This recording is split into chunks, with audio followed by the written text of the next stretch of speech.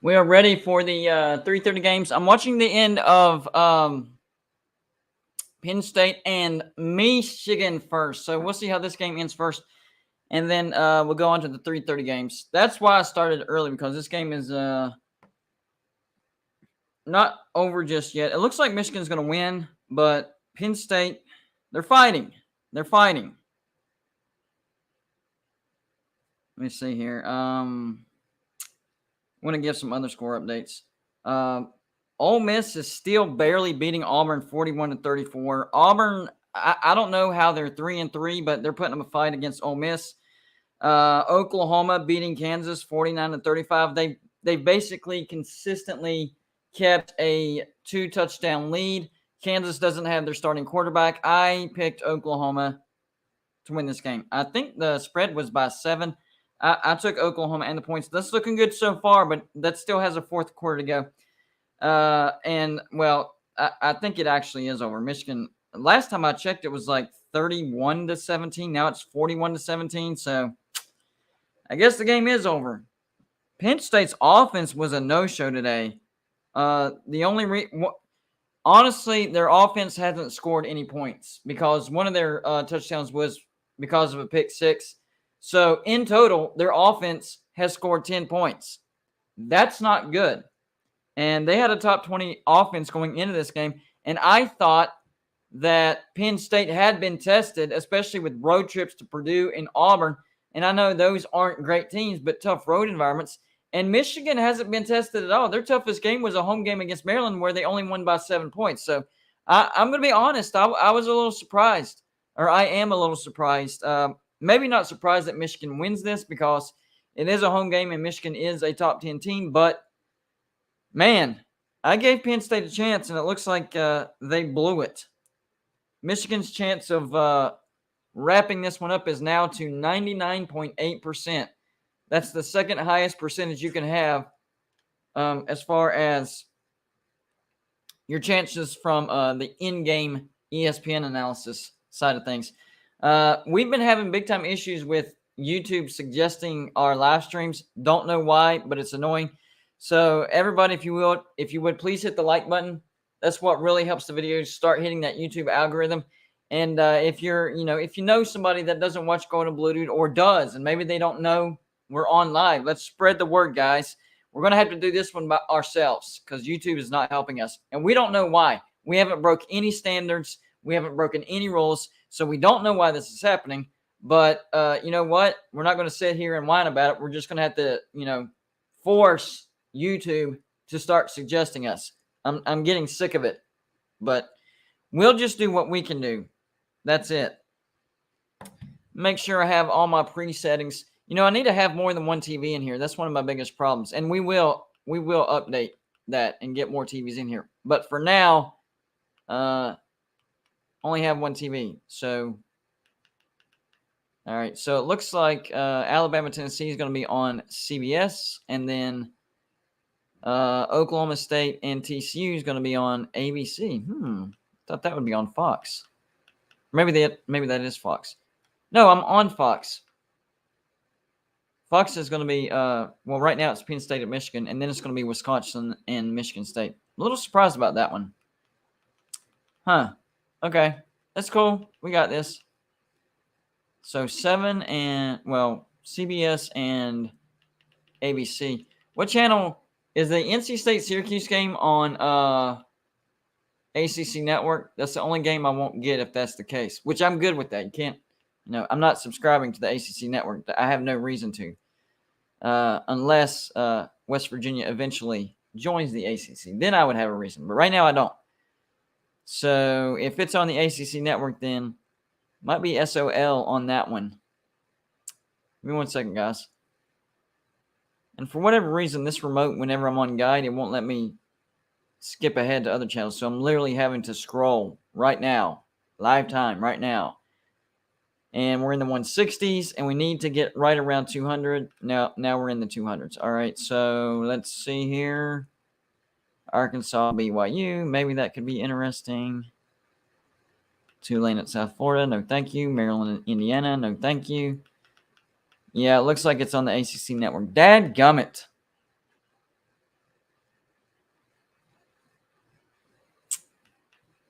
Huh. Well, oh well. At least we have the other two games, prime time, not prime time, but big time games. And I'll stay up to date the best I can on the ESPN app for the other two. So we got this. We got this, guys. We got this.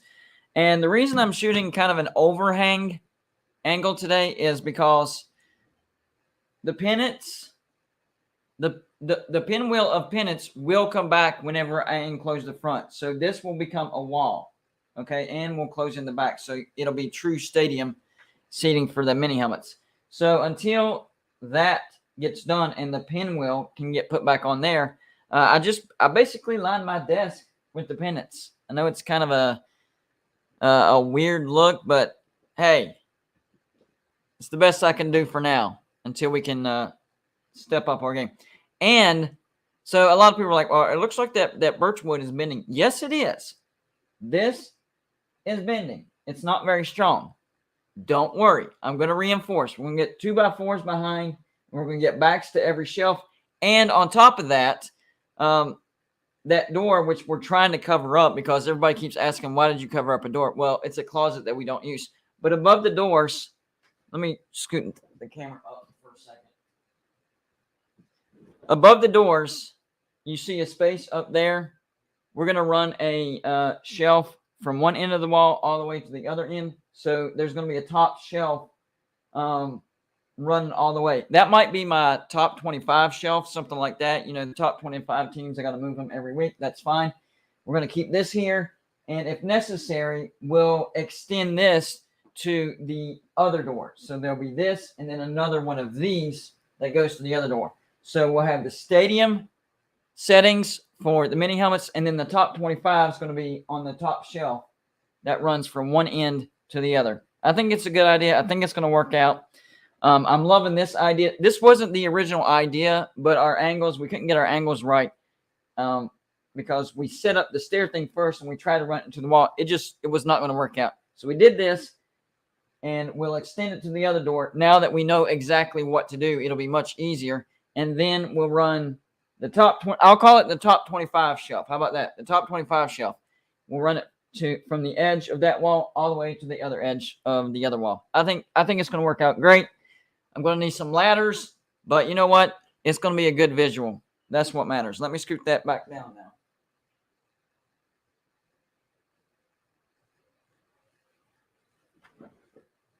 Yeah, that'll work. That will work. I think it's starting to come together. There's still a couple of phases that we're going to have to go through before we're completely done, but it's going to work. Right now, Penn State's trying to keep their hopes alive, but this game is effectively over. Michigan's going to win this game. Right now, it's 41-17. Penn State does have the ball. 2 minutes and 23 seconds left down on the Michigan 40-ish yard line.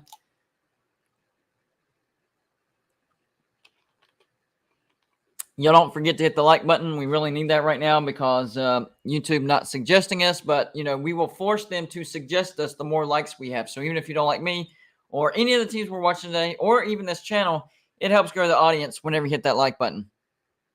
Man, Penn State.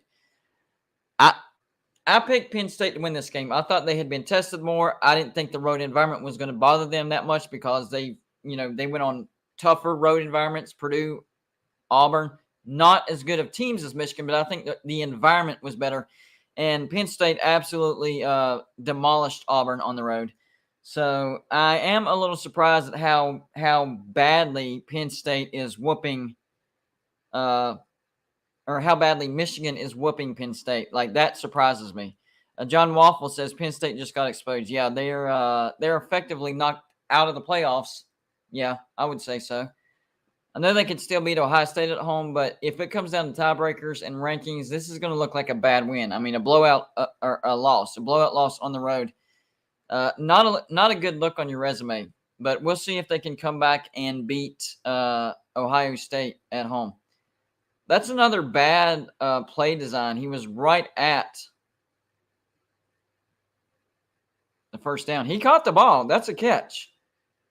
That's a great view from the official, but I think, man, those body cams for the official, that's a great idea. So now they have no excuses for a bad call, and Penn State is short. First down, Michigan, game over. Well, it was already over, but still.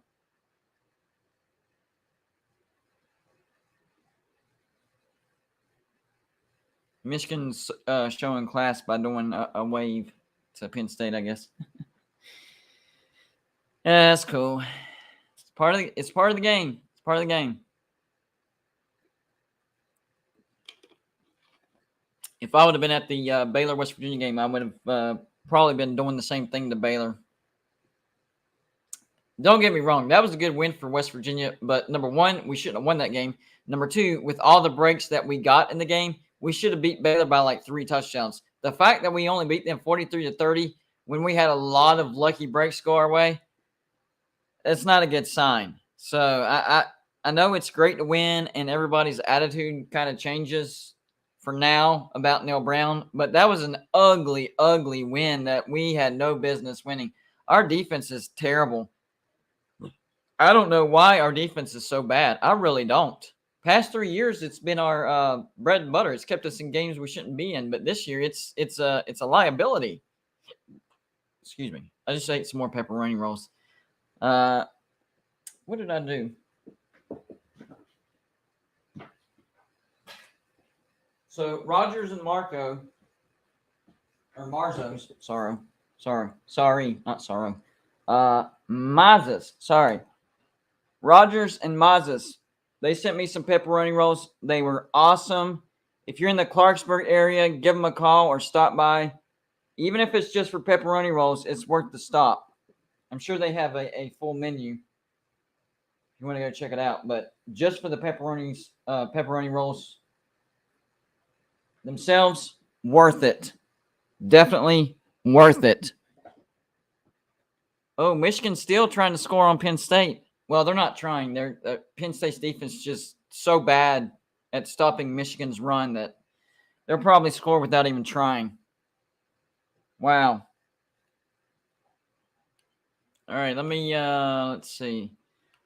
Why do they have Wisconsin, Michigan State? Let's go to these other games they have started. I got sucked into a bad blowout game that I forgot the games I actually want to watch. Tennessee and Alabama. Let's see, Oklahoma State and TCU. Unfortunately, yes, I do have NC State Syracuse on the title, but it looks like that game's on the A/SLE network, and I don't have that. But I will try to stay up to date with ESPN, the app. Let's see here. Oklahoma 52-35. I'm going to win that one. Well, Kansas just scored, so it looks like it's going to be 52-41 now. And what's 52-30? What happened? What? Hold on, guys. Kind of confused. It was 52-35, and Kansas just scored, apparently. So, technically, the game's not over. They need some help, miracle help, but they're still in the game.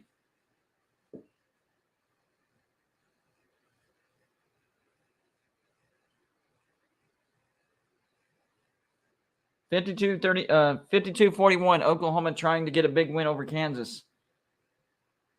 So Kansas is definitely not the same quarterback without their starting. Kansas is not the same team without their starting quarterback. Their defense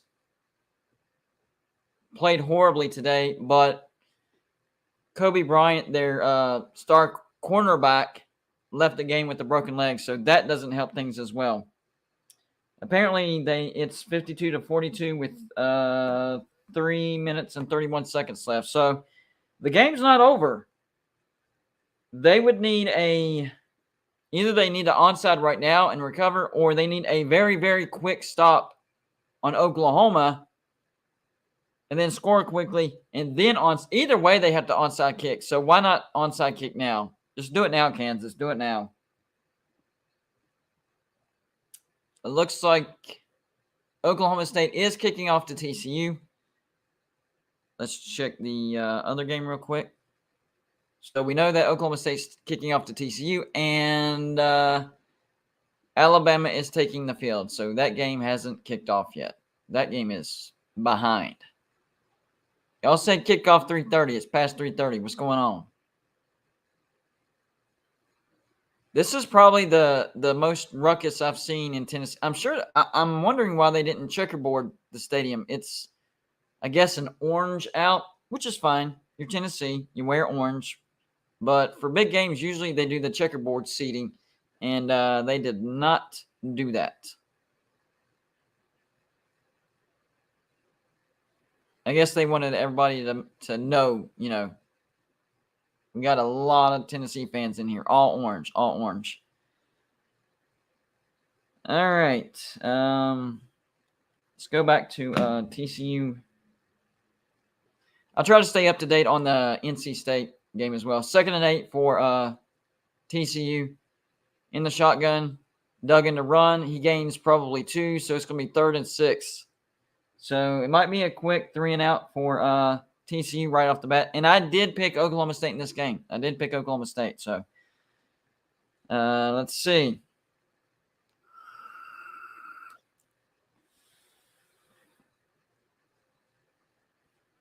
I haven't got an update on Kansas and Oklahoma. I'm not really going to check up on that game. I'll keep up with that on if it gets interesting there in the last minute, I might check it on the TV. But for now, 3rd and 5 for TCU. Max Duggan to pass. May have gotten the first down, may have not. Just short. It's going to be 4th down for TCU, 4th and about a foot.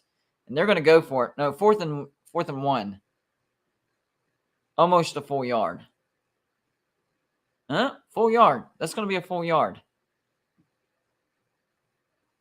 4th and 1 on their own 39, and they are going to go for it. No, 34, excuse me. Dangerous. They're going to try to draw them off sides for sure. What are you going to do, Sonny? And I'm not being cute. Like, his name is Sonny Dykes. What are you going to do, Sonny Dykes? Looks like they're still going to go for it, but maybe not. I don't know. They're going to call a timeout. So that I don't.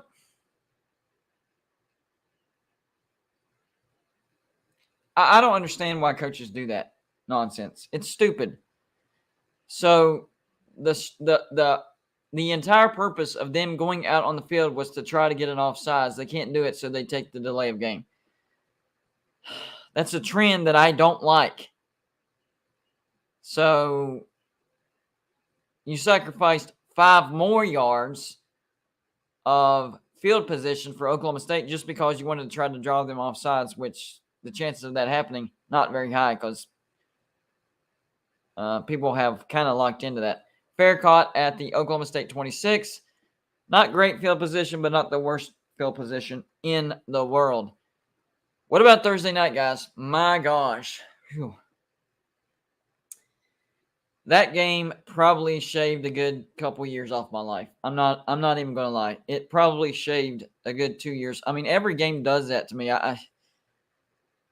I don't get, like, what's it like to be a fan of a normal team? I've always wondered, what's it like to be a fan of Alabama? What's it like to be a fan of I know Oklahoma's having a down year this year, but usually they do pretty good. What's it like to be a fan of Oklahoma or Georgia?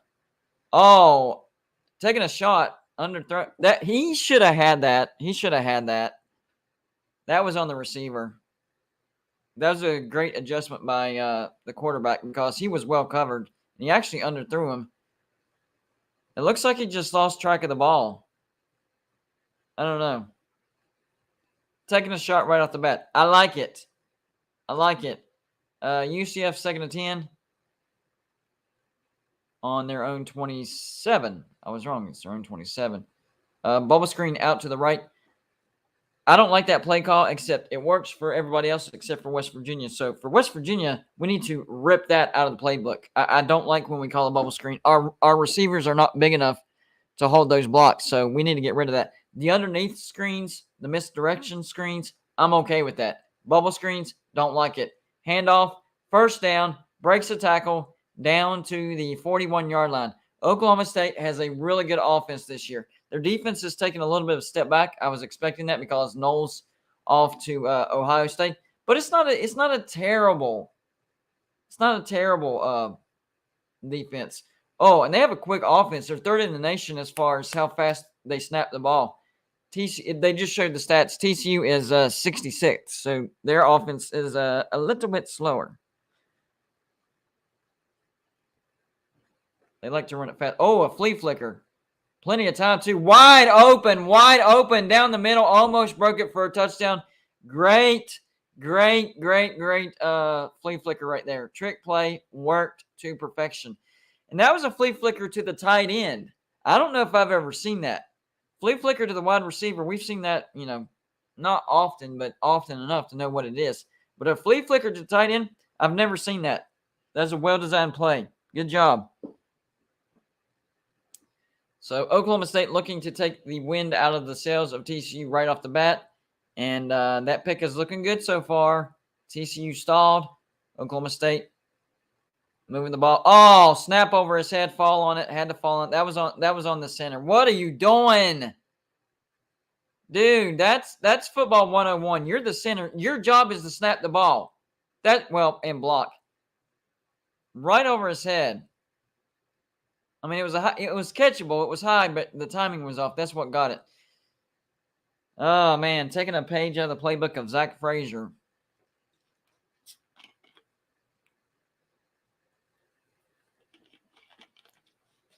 You can't do that. I decided to go all black today. West Virginia doesn't play today, so I thought it was a good pick. Oh, Spencer Sanders running. Might score a touchdown. Touchdown, Oklahoma State. Touchdown. What a scramble. Wow. Did he step out of bounds? Nope. That's a touchdown. That is a touchdown. Nope. And nope. Plenty of green. That's a touchdown. They might review this, but this is a touchdown. 20-yard touchdown run by Spencer Sanders. Well done, Oklahoma State. Well done. You are looking at the front runner of the Big 12 championship now. We will see. Long game.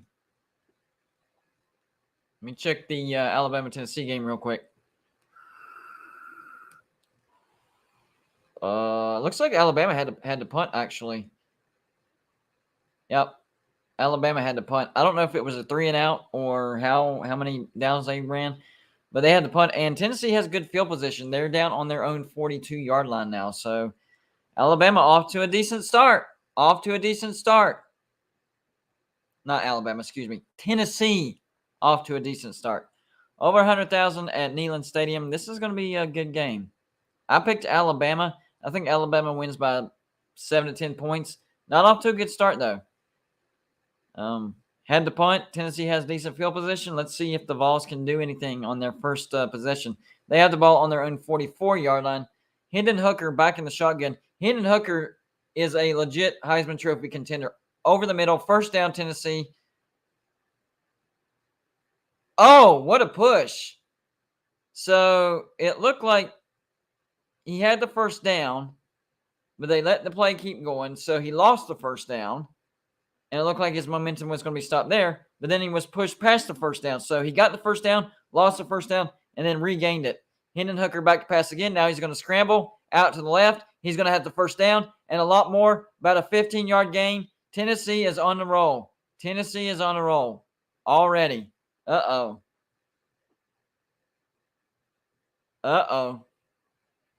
Alabama looks a little slow today on defense. 1st and 10 down on the 25. Now they're going to run the ball up the middle. That's going to be a 5-yard gain. Tennessee trying to punch Alabama in the gut right off the bat.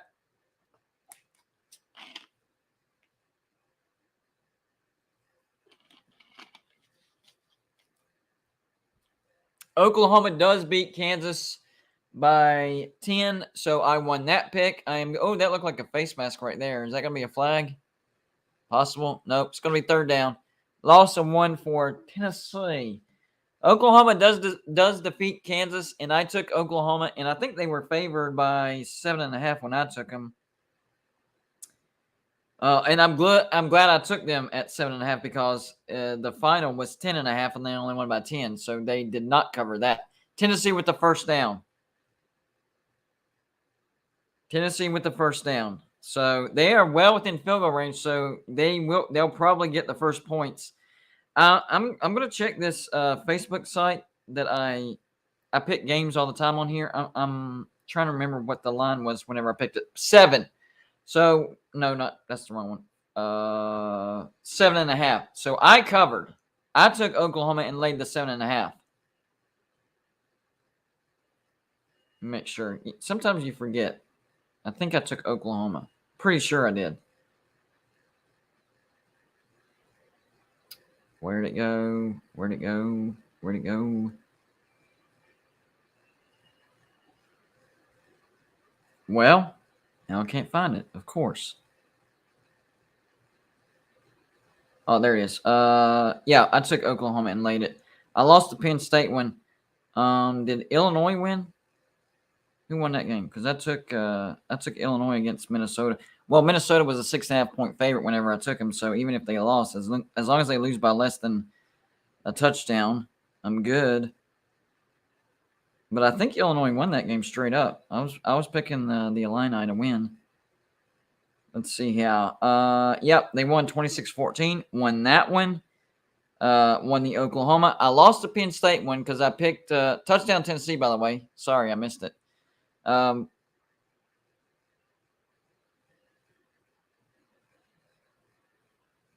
Ooh, that's close. I don't know if he got in or not, guys. I don't think he got in. I don't think he got in.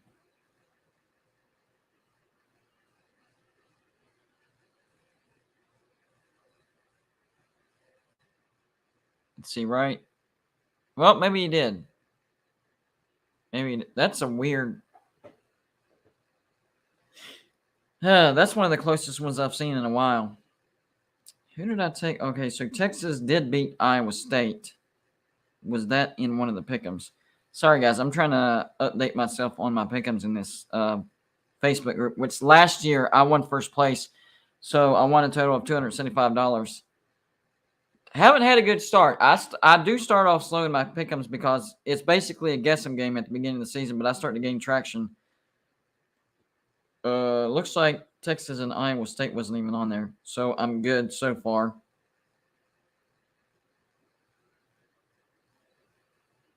So I won the Illinois game, I won Oklahoma, and I lost Penn State. So I'm 2-1 so far. I'm good with that. They are reviewing this touchdown. I hate reviews. I don't hate them because I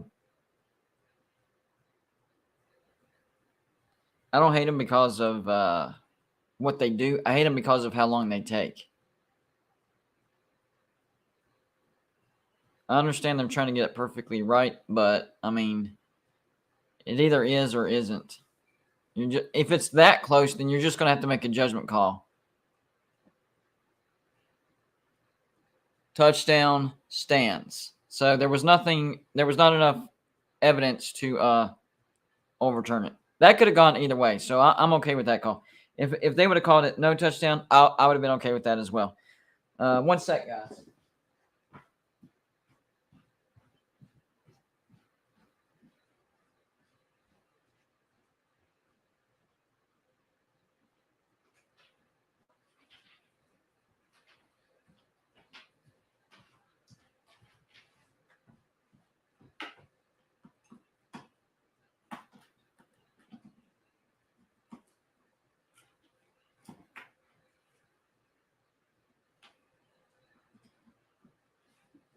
Forgot my trusty extension cord. All right, so that's on commercials. Let's go back to TCU and Oklahoma State. See how that's going. Well, now they went to commercials, of course. Okay, let's do it this way then. Hold on.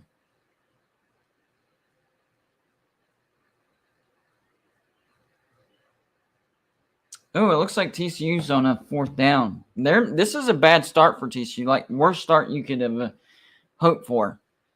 Not good. So Ole Miss is up on Auburn 48-34, but it says delayed. What happened?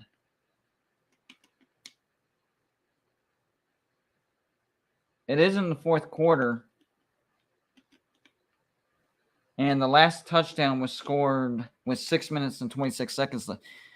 Is this a weather delay?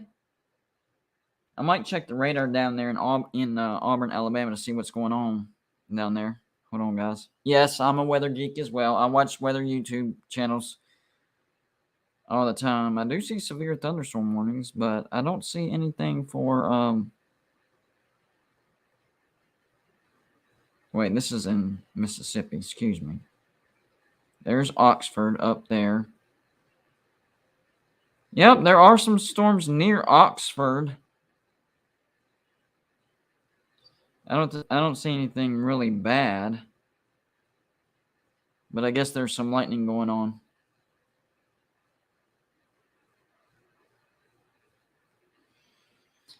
Yeah, if they don't fire Brian Harsin, then there's something.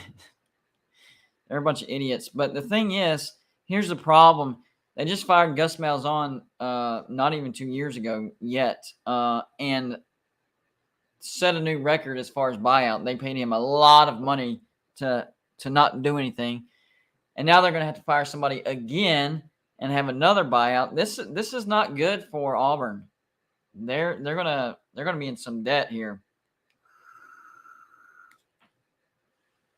Big time debt. That's not a good thing. And I tried to warn Auburn fans. I did not like that hire. It didn't make any sense. It kind of reminded me of except to a worse degree, it kind of reminded me of Texas firing Tom Herman and hiring Steve Sarkisian. But even that's not as bad as firing Gus Malzahn and hiring Brian Harsin. That was a terrible, terrible move. I don't understand it. I do not understand it at all.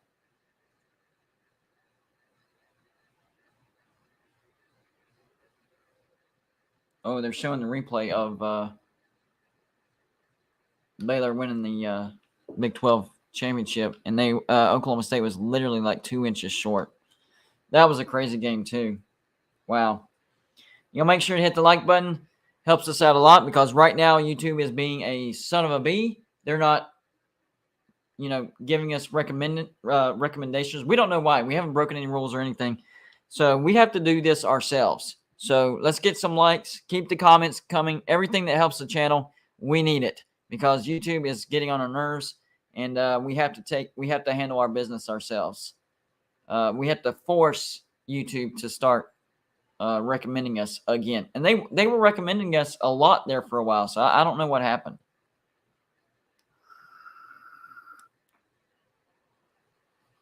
Second and 5 for Oklahoma State. Oh, that went right in y'all's face. My bad. Second and 5 on their own 27-yard line. Bubble screen out. No, underneath pass. That was a hitch route. Oh, he was hit hard, but first down to the 41-yard line. Oklahoma State moving the ball again.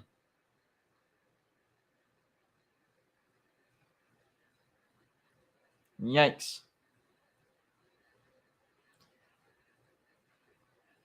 That was a well-timed throw, but immediately tackled. They got 3 yards out of that. If he would have thrown it a little bit quicker, I think the receiver would have gotten more yardage. I don't know why the defender is acting like he stopped him for a loss because you definitely didn't, buddy. You got 3 yards out of it. Not a spectacular play, really. Oklahoma State on the 46-yard line now. Spencer Sanders, a little bit of pressure, but a great setup bubble screen. They're going to get about 20 yards out of this. Bouncing off tackles. Great setup. The play calling for Oklahoma State right now is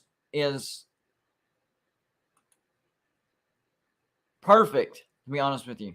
Snowlord 1999, thank you for the donation. Says, who you got next Saturday, WU or Texas Tech? Probably Texas Tech. West Virginia, unless we have some massive improvements on defense, I just don't see us beating Texas Tech. Donovan Smith is one of the best quarterbacks in the Big 12 for Texas Tech, and it's a home game. Lubbock, is almost as bad as what Morgantown is for Baylor. Now, we have won up there a couple times, but most of the time it's a nightmare. Remember 2012, we were undefeated going in there, and then we got beat like 41-14 or something like that. I don't like our chances. End around, fake end around, and a pass over his head. Man, Gundy pulling the trick plays out of his rear end. I like it. I like it. Don't play to lose, play to win, and that's what he's doing right now. Wow. 3rd and 6 for Oklahoma State down on the TCU. I will switch it back to Alabama, Tennessee, I promise. With the ball down on the 29-yard line, 3rd and 6. Even if they don't get a touchdown, they can get another 3 points out of this, and that's a nice start. And TCU got the ball first too, so let's not forget about that. Sanders back pass. First down, Oklahoma State, trying to get away from the tackle, but he's going to be down at the 20-yard line. Man, they came to play. Let's see what's going on in the other game real quick. Looks like first down for Alabama. They do have a nice drive going. He got the deep route over the shoulder throw. Nicely thrown ball. And the receiver laid out for it. I like to see the receivers laying out. We don't see that a lot. We do not see that. I think Bryce Young is playing. I think. Backpedaling. Pass complete. Holy crap. What a pass. Wait, did he not catch it? I'm confused. Off his back foot. Oh, yeah, he did catch it, but it's not a first down. That was a great throw by Bryce Young. That's a Heisman throw right there. Wow. Down on the Tennessee, and Alabama's going to score. Alabama just scored. Alabama ties it. Well, point after pending. There's the answer. And Nick Saban always in a bad mood. We scored, son of a B. We did something wrong. You can't please the guy. Which I guess is a good thing because he's one of the greatest head coaches of all time. Can't really complain about his coaching method, right?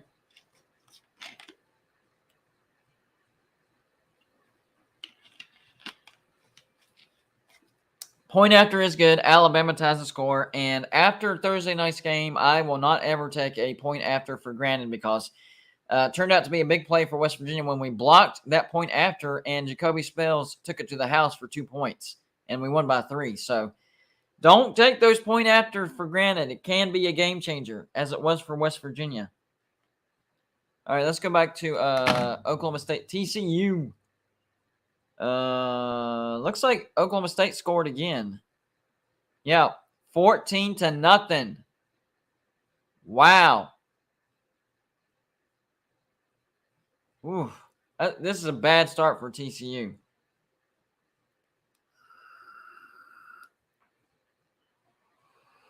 Bad start.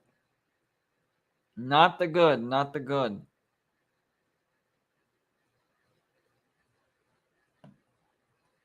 Yikes. I think that game's still delayed. They do have some storms overpassing Oxford. Georgia up on Alabama 7-0. Or Georgia up on Vanderbilt. Excuse me. Georgia up on Vanderbilt 7-0. Syracuse up on NC State 7-3. I actually picked NC State to win that game. I don't think anything big. Let me check other scores. ACC, Florida State, Clemson. Miami did go on the road and beat Virginia Tech 20-14. So I guess that makes West Virginia look a little bit better. We went and beat them 33-10. So there's that. Big 12 really covered it all. Texas beat Iowa State 24-21. Let's see. Big 10. Any other big ones? Maryland's on top of Indiana 7-3. We already know Illinois beat Minnesota. Any Pac-12 games going on? Colorado Cal, nobody cares. Let's go back to the SEC real quick. That's about it.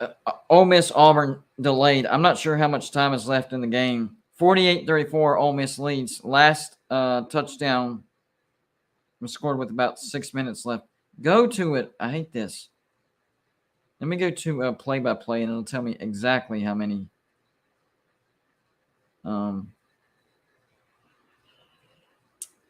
downs are left. I guess the touchdown was the last play. 6 minutes and 26 seconds left in the game. Delayed. So Ole Miss is up by 14, and the game is delayed with about 6 minutes left. Let me go to one more thing that I might use here. Yep, 6:26. Everything's saying 6:26. Yeah, Penn State got punished by Michigan 41 to 13, something like that. Man. And it looks like Oklahoma State's going to punish TCU. They're up 14-0. Alabama, Tennessee has the ball, excuse me. Hendon Hooker back to pass. Underthrew it. What are you doing, Hendon? You had your guy. All you had to do was lead him. Underthrew it. He underthrew it. I don't know. 41-17, excuse me. Yeah, he had his guy beat, and he underthrew it. I don't get that. That was on Hendon Hooker. That was a bad pass. Good play call. Good route running by the wide receiver. Bad throw by Hendon Hooker.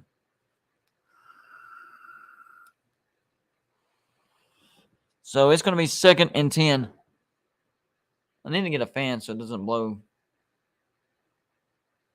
Design quarterback run, I guess, for 2 yards. Oh, what's going on?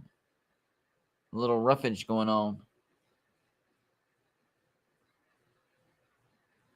Yeah, I picked BYU to beat Arkansas. That's good too. Hendon Hooker back to pass over the middle or down the seam. Oh, should have been picked off. That was another bad pass.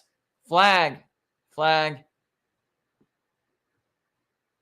This might be on Alabama. I don't know if I agree with this. I didn't see it. Maybe it happened before the ball was thrown. Maybe there was some holding going on. We will see. Nick Saban, not too happy with that call. Illegal substitution. And pass interference. So the illegal substitution was turned down. They was going to take the pass interference. And Nick Saban's trying to figure out, why did y'all call that? Yep, the illegal substitution was good. Holding before. See, the refs need to figure out what they're calling. That was not pass interference. It was holding. 2 different penalties. He held him before the ball was released. So that's holding on the defense, not pass interference. Still a penalty, though. First down, Tennessee down to the 42-yard line. Pass over the middle. First down, Tennessee. They're trying to answer. This could be a good game. I'm just glad I don't have to stress today. My game got over with on Thursday. Run up the middle, bouncing off tackle. Going to be another first down, Tennessee. Wow. They're actually showing some toughness. Okay. All right. This might turn out to be a really good game. Man in motion. Hendon Hooker back to pass. They're passing a lot. And he's going to go down the middle. He's got him wide open. Touchdown, Tennessee. Touchdown, Tennessee. What a throw by Hendon Hooker. Right on the money. Wow. 34-yard touchdown pass. They are passing it like crazy. So the man that went in motion made the linebackers cheat. Because he was going out for a flare screen. Wow. Point after. Good. 14-7. Here we go. Let's go back to Oklahoma State TCU. Oh, Sonny Dykes is in the face of the refs for some reason. He is not happy at all. He is not happy at all. At all. He is all up in the face. Wow. Yeah, I still have Alabama to win, but I like that it's a good game so far. I like it. I would love for it to come down to a last-second touchdown or something like that. But I actually took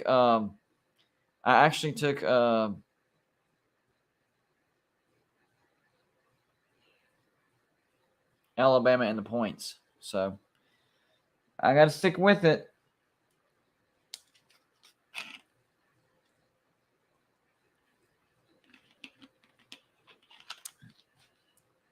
Some type of penalty on TCU that made him 1st and 15 that made Sonny Dykes.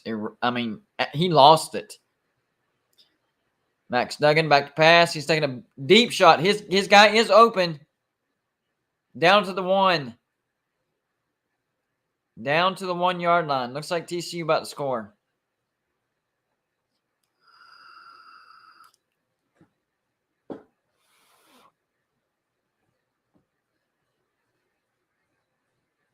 That was still not a great pass by Max Duggan. He had him all day long and about got it picked off. Stuffed. So it's going to be 2nd and goal from the 1. Can Oklahoma State bow up? And we got an injury timeout.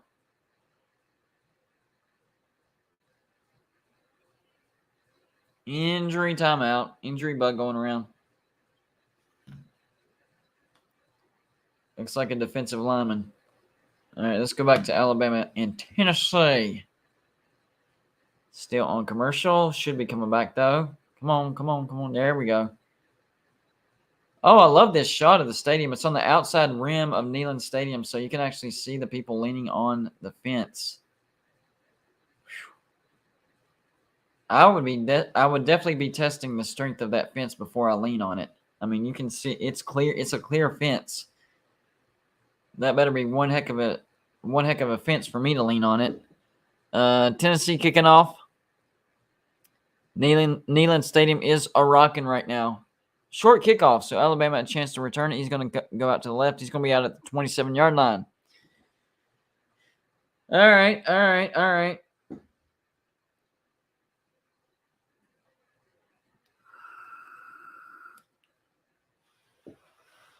Yeah, I don't like TCU's uniforms. They don't look good at all. They're trying to go like all flashy, and it's not working. When you have purple and black as your team's colors, when you go flashy, it's going to make it look worse. Flag on Alabama, I think it was a hold or a block in the back, something like that.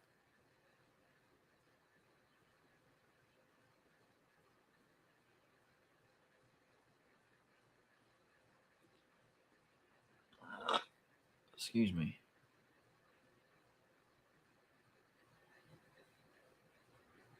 Who knows? Maybe this does turn out to be a big win for Tennessee. Alabama has the ball on their own 14-yard line. Let's see if they can drive 96 yards for this one. 96 yards. 1st and 10. Bama.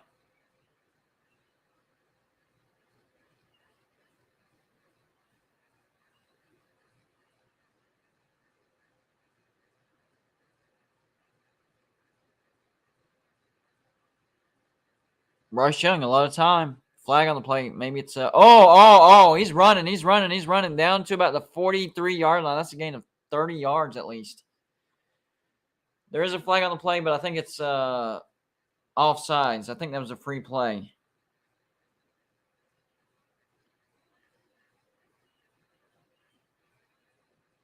We'll see.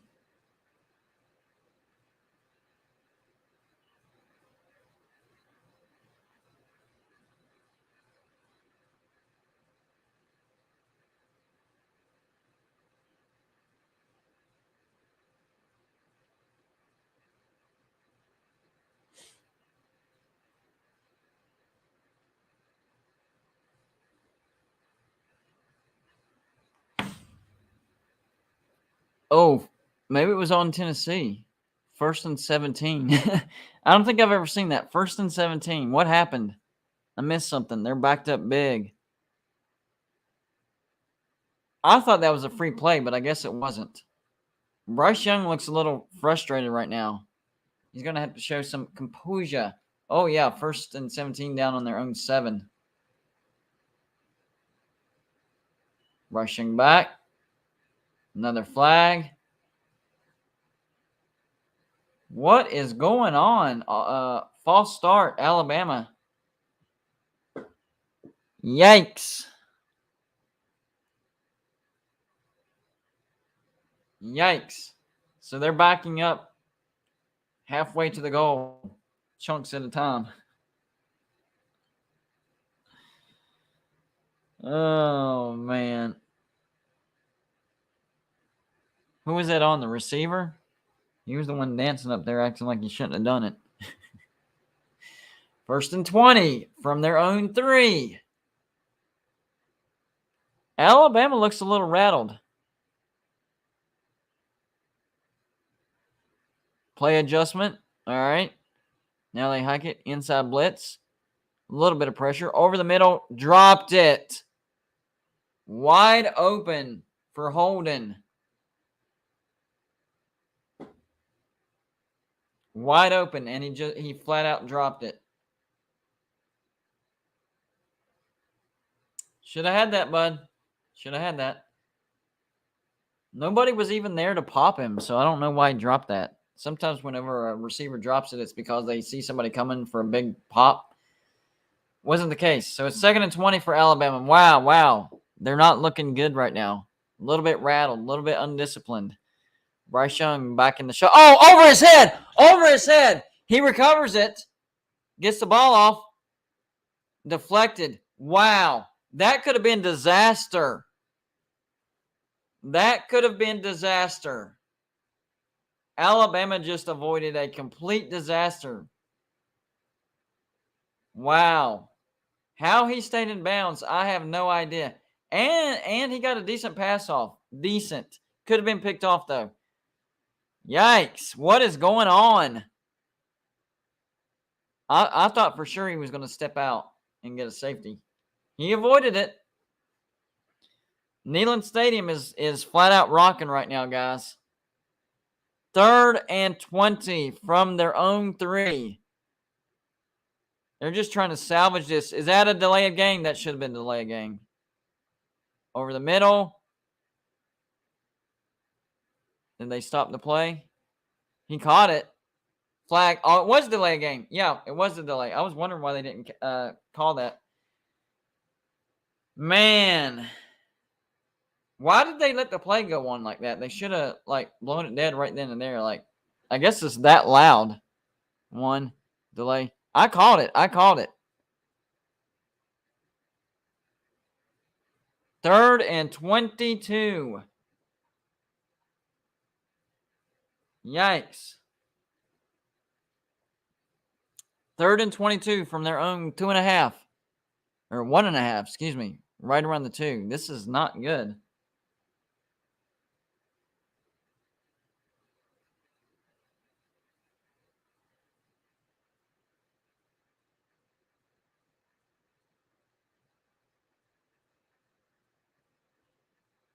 Third and 22. On their own 1. Bryce Young got some pressure. Whoa, what was that? Did they get him? What happened?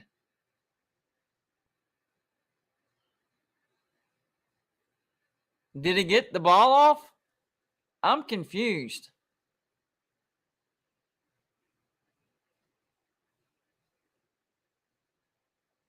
I guess he did get the ball off. Wow, another near miss.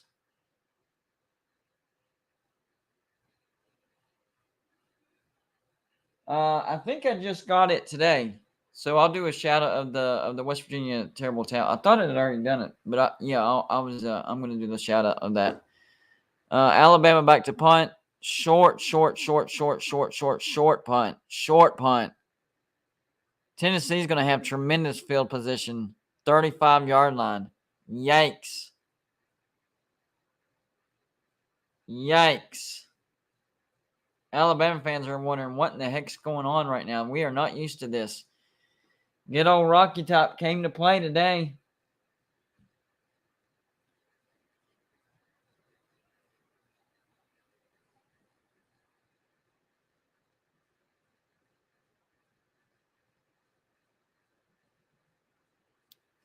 Wow. Alabama just looks out of sync right now. They definitely look out of sync. So they might be in field goal range right off the bat. Up 14-7. Hendon Hooker back to pass. Down the middle. First down. Down to about the 24-yard line. And this is a little shocking, guys. A little shocking. No, down to the 19. Excuse me. That was a 15-yard gain. Man. Running it out of the backfield, down, almost stopped in the backfield, but ends up gaining like 5. I mean, they're playing good.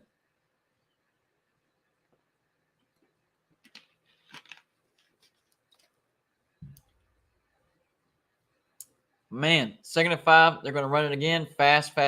Another 3 yards. So it's going to be 3rd and 2. Still in good shape.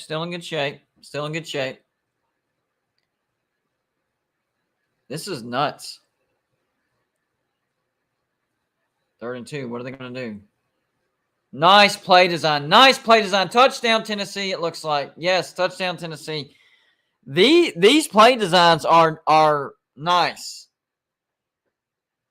And Nick Saban's over there going, what are we doing out there, guys? What are we doing out there? What are we doing, guys? Well-designed play. Why he wasn't covered, I have no idea. This is probably the loudest Neyland Stadium has been ever since the Hail Mary against Georgia back in, 2016, 2017, something like that. This is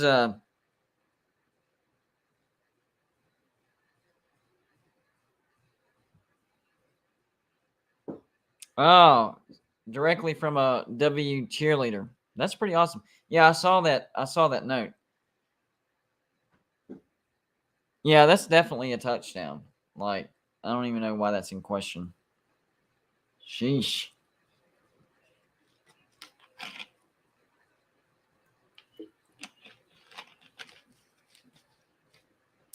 I guess they are reviewing it, though. I'll be right back, guys. I need to get something real quick.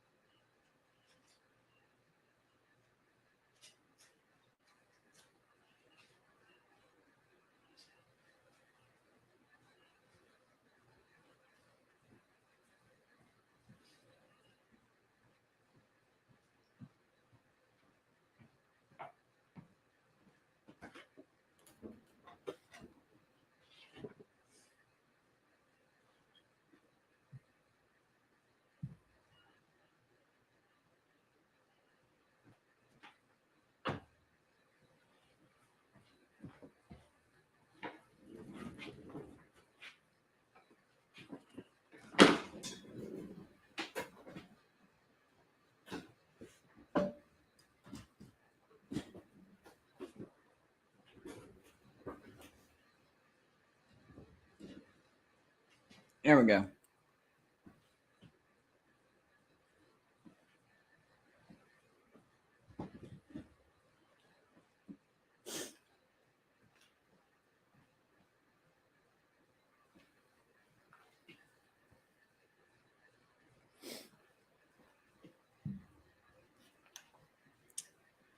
So I guess it was confirmed. And Tennessee is up 21-7. I did not see that one coming. Wow.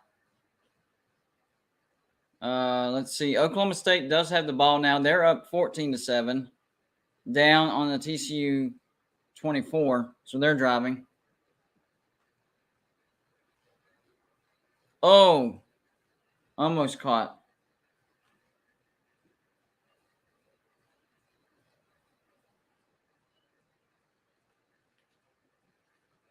That could have been pass interference. Coulda maybe. No, that was actually the Oklahoma State receiver that was coming over the top.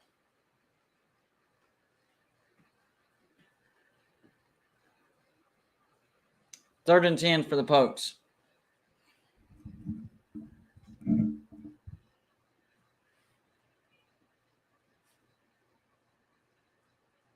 They're going with a handoff. I guess they were hoping they could break one. You got 7, but really you're giving up on the touchdown by doing that. You're just trying to get better field position for the kicking team. I guess I can understand that. Are they going for it? It doesn't look like the field goal kicking team's coming out yet.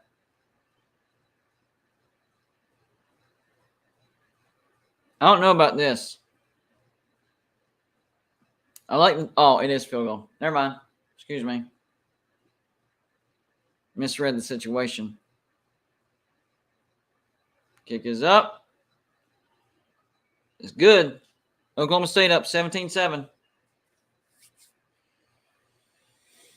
All right. That game is pretty much going the way I thought it would. It's going to be a close. Oh, it was a muffed punt that hurt Oklahoma State, by the way. I didn't see that. So a muffed punt led to 3 points for Oklahoma State. Now, I will say this. At least the guy was standing still, but he had to squat. I don't know why these return guys don't have it drilled into their heads. If your feet are not planted and you're not under the ball, don't catch it. Even if you got to squat because the ball is low, or if your legs are moving, run away. Run away. Your chances of muffing the punt, if you're moving at all, are through the roof. Run away. I don't get it. I don't get it. It's not like a kickoff where it's a free play and you have to field it if you don't fair catch it. I don't get it, guys. I don't get it.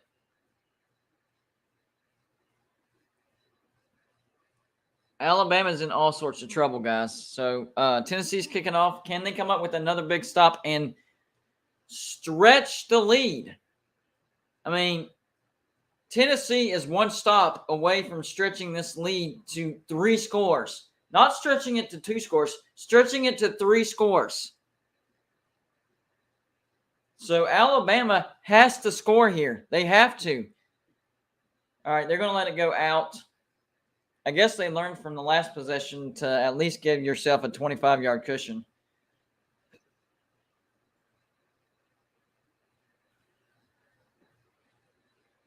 The timing of that last Alabama drive was just all over the place. Their timing was way off. Man, that inside linebacker came fast. He's lucky to get that off. Lucky.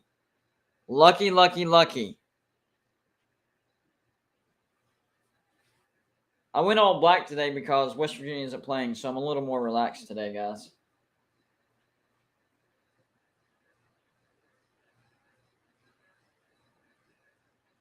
They're still having communication issues. I don't know what's going on with Alabama right now. I really don't. They're having big-time communication issues. Handoff, tried to go inside, wanted to bounce back outside, then back inside. All that for a gain of 2. A lot of dancing for a gain of 2. Anybody that hasn't hit the like button, we would greatly appreciate it because that's what helps these videos hit the YouTube algorithm so it gets suggested more and grows the audience.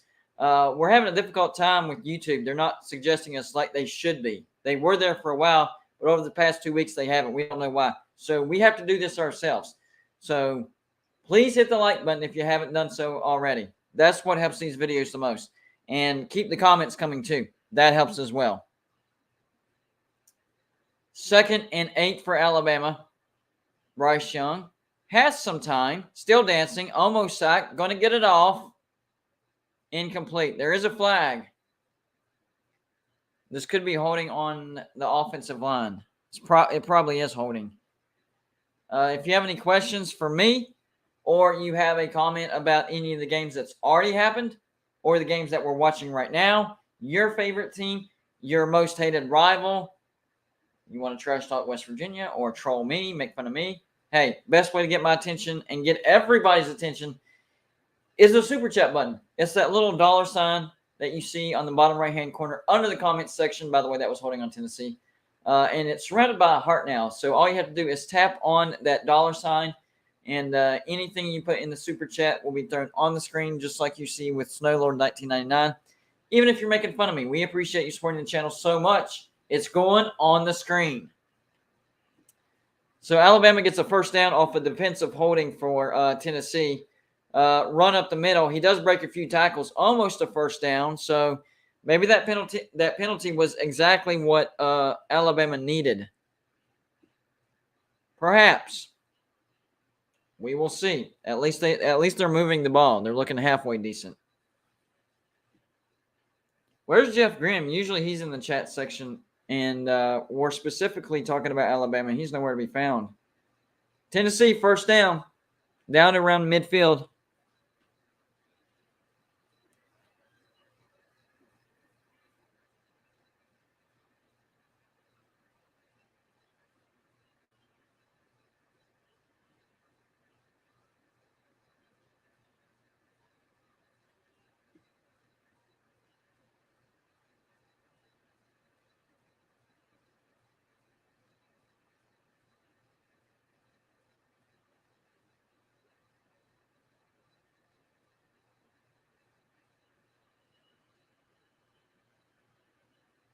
Was that complete?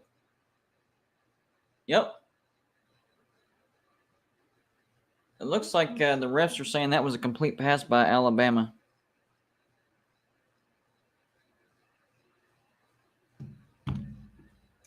I'm not sure about that. It's close. I think it could go either way. No, it was still moving there at the end.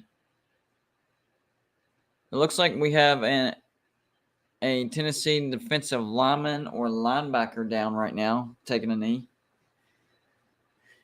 Don't know what's going on. It was... Did he catch that?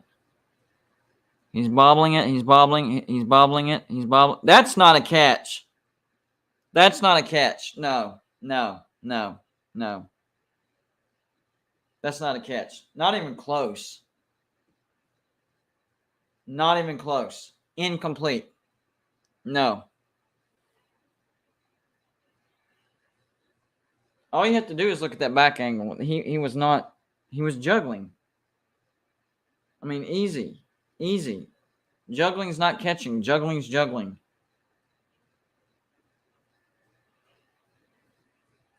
Onward and upward, we are at 11,050 subscribers. We're still chugging along, guys. Awesome stuff. Appreciate you guys. All it takes is one bad mistake, though. One of my fellow college football YouTubers, his name is TikTok Chess Hall, let somebody on his live stream that he really didn't know who it was, or maybe they were pretending to be somebody else. And turns out the person was a troll, and they were putting images on the screen that they shouldn't have. And he got his entire YouTube channel taken down. So not only did he lose monetization, but he also lost all those videos that he had put out. And he had been doing it for about 3 years. He just hit 1,000 subscribers about 6 months ago. So all that hard work went down the drain because of one troll. And that is why we are very, very careful with our comments and who we let on our live stream, because all it takes is one nasty troll to get your stream taken down. I don't know why there's people out there that do that, but there are, and it's ridiculous. Alabama driving wide open. Was that Pickens?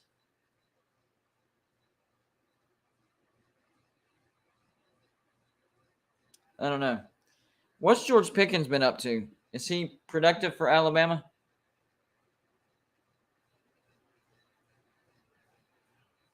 First and 10 down on the Tennessee 34-yard line. Alabama doing exactly what they need to do to keep this game from getting out of control. Man, never thought I'd say that. Maybe I thought maybe I would have been saying, Tennessee needs to do something to keep this game from getting out of control, but never the other way around. I'm surprised with this game. He had to restart. I mean, he restarted his channel, but now he has less than 100 subscribers because he had to restart a couple of days ago. So, yeah. And he was over 1,000, so he was monetized. But all those videos that he had done are now, they don't exist. That channel was canceled because of one nasty troll. People are like that. I don't understand why they're like that, but they are.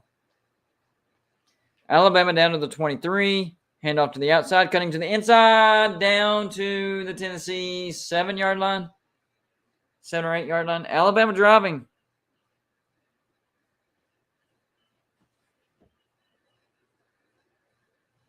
That was a great vision run right there. That's what that was. That was a great vision run. All right, it's going to be first and goal down on the Tennessee 8-yard line. Are they going to actually run a play? Yep, they are. Another run to the inside. He's going to get down to the 5. He's strong. He should have been taken down around the 5-yard line or 6-yard line. He gets down to the 4. I know that's only 2 yards, but kept his legs moving.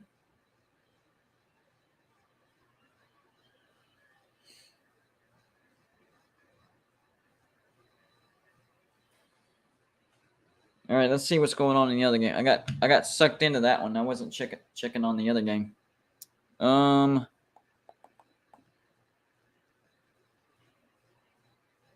they're not showing the score. I don't know why.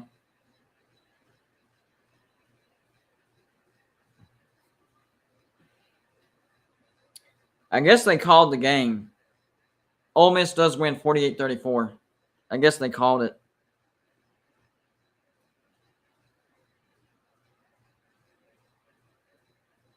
Maybe not. I'm not sure. What happened?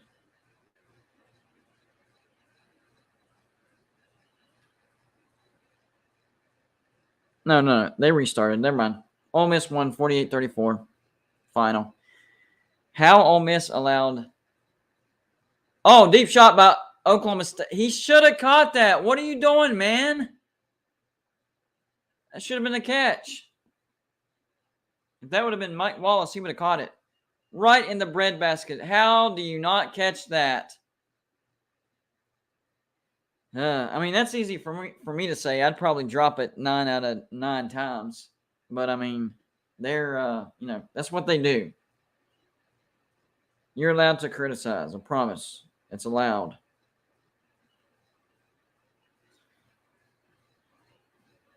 Looks like that was a quarterback run. 8 yards-ish. You got to watch out for Spencer Sanders with his legs as well. The dude is a very dynamic player. Syracuse now has a 10-3 lead on NC State, and they have a 3rd and 2 on the NC State 35, so they could be getting in field goal range as well.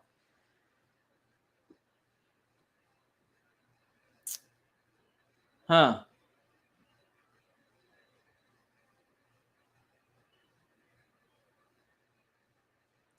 I told Syracuse, I picked Syracuse actually because I said Syracuse enjoy being undefeated for one more week because I do expect Syracuse to lose to Wake Forest and Clemson. 10-win season,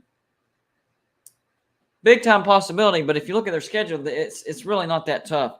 This is going to be their best win if they do win this game, but NC State's offense is not very good. They do not have a good offense. First down, NC State down or Syracuse, down to the NC State 27. Oklahoma State back out of bounds. I must have missed how they got the first down. I mean, it was only like 2nd and 2 or 3rd and 2, something like that. But still. Okay.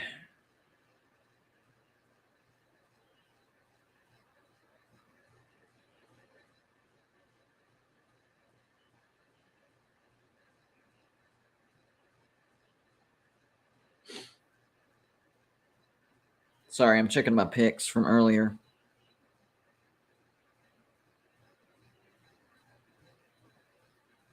Why does it do that? I don't understand. There's that one, there's that one, there's that one, and that one, and that one. Where did mine go? Oklahoma State got a first down right there. 1st and 10. They're driving. Why did I take NC State and pick them? I was picking Syracuse. Why did I take them? Sometimes I have a brain fart, but whatever. Flea flicker, except he's going to run it. That got blown up. Blown up. That was supposed to be a flea flicker where the running back throws the ball, but they got way too much pressure. I need to get this out of the glare to where I can read more comments. Sorry, guys. Is that going to help? Yeah, there we go.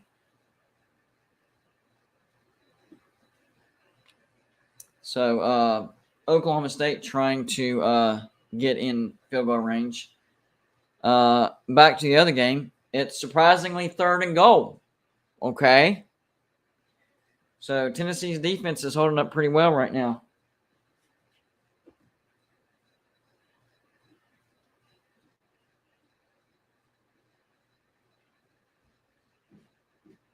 The table pennant will have to do until the pinwheel of pennants can come back.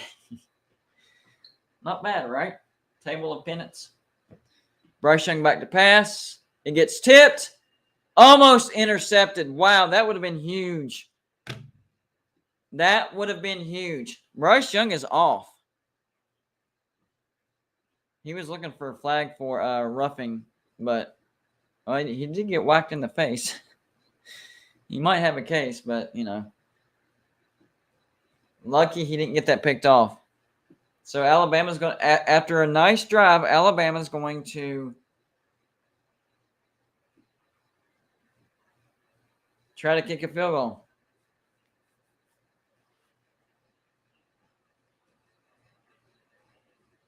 And the kick is up.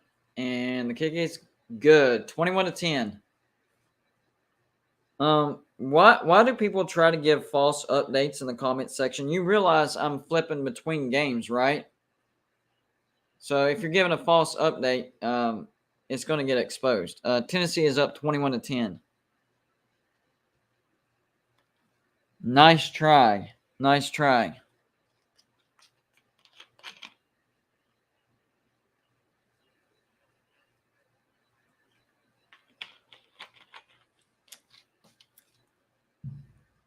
Commercials on both channels. Gotta love it.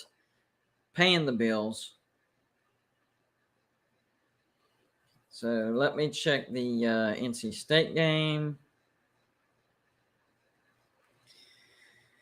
Syracuse now on the NC State 14 with the 2nd and interception in the end zone. NC State picks it off. Oh, that's a backbreaker.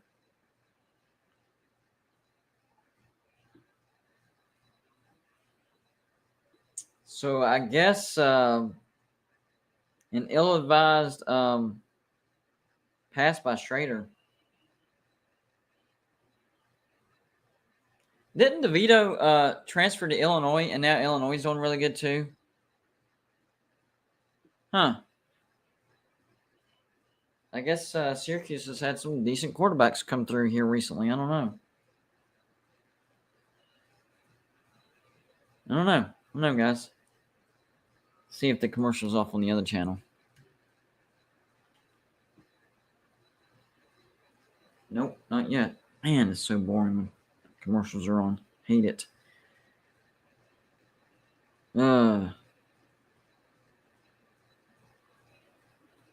Any trash talk for me or anybody else that you want to see, make sure to hit the super chat button. It's a little $ sign you see on the bottom right-hand corner of the comment section. Any as long as it's YouTube appropriate, any trash talk you put in those super chats, they gonna go on the screen and I'll read them. And it's a great way to support the channel.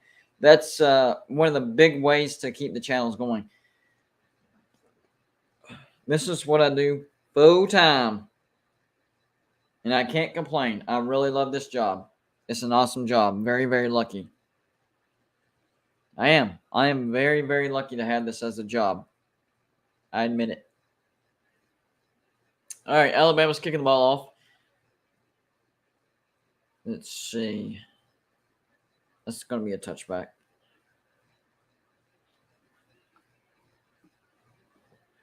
Oh, man. He did whack him in the head. He gave him a nice shot to the head.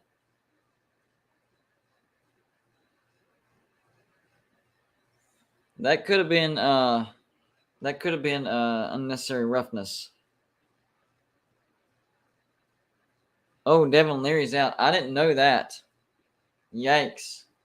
I mean, he wasn't that great of a quarterback, but he was okay. He was the quarterback that they need for what they run. But I did not know that. Tennessee stuffed. Are we seeing a little bit of a momentum shift here? Possibly.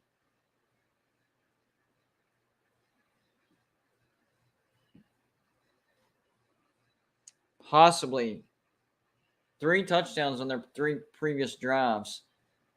Can't complain about that. Hendon Hooker back to pass. Caught, I think. No, incomplete. Yikes. So all of a sudden the receivers are not catching and the running backs can't gain a yard. Is it about to rain in Neyland Stadium? They just showed some shots of thunderstorms. I can check the radar over there too. You know. I can do that. Ooh, they might be about to where they at? Knoxville, right? Let's see here. No, I mean it might rain, but nothing bad. Nothing bad. The bad stuff's like back in Mississippi and Alabama. They should be good. They should be good. And it's 4th down. Uh-oh. Momentum shifting a little bit.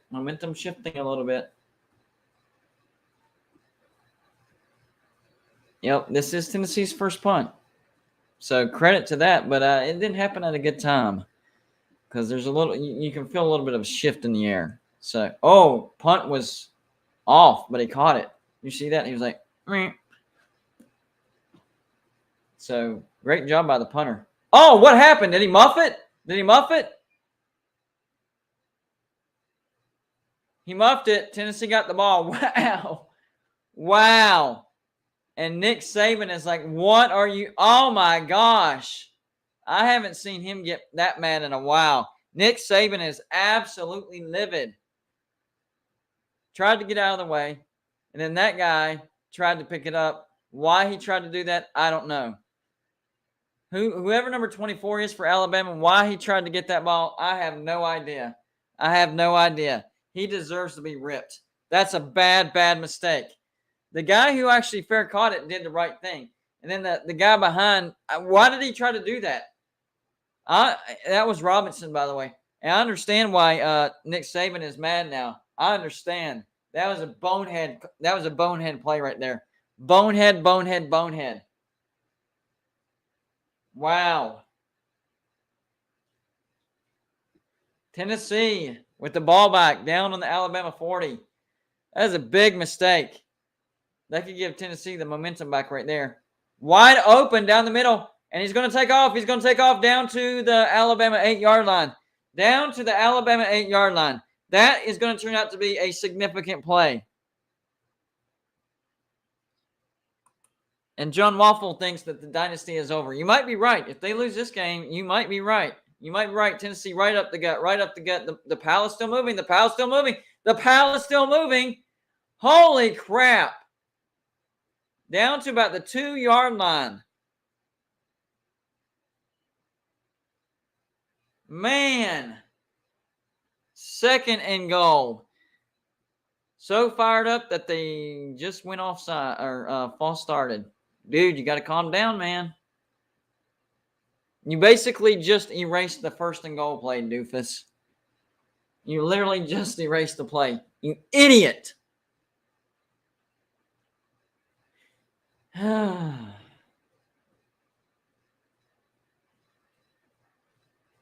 There was no play on the flag. How is that not a flag? What? I literally saw him move before the ball was snapped. How is that not a flag? I must have missed something. This is crazy, guys. This is crazy. All right, Tennessee, goal line formation. Run up the middle. Touchdown, Tennessee. Muffed punt. Killed the Alabama momentum. And now Tennessee is about to go up 28-10. Oh, man. Oh, man. Bounced it to the outside. Yep, that was a Tennessee touchdown for Tennessee. Whew.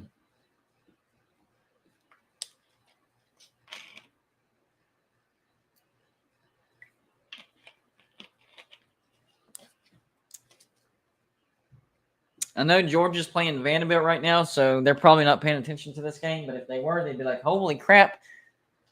Tennessee's actually kind of good. Now, if that game were in Knoxville against Georgia, I'd probably take Tennessee. But it is on the road, so.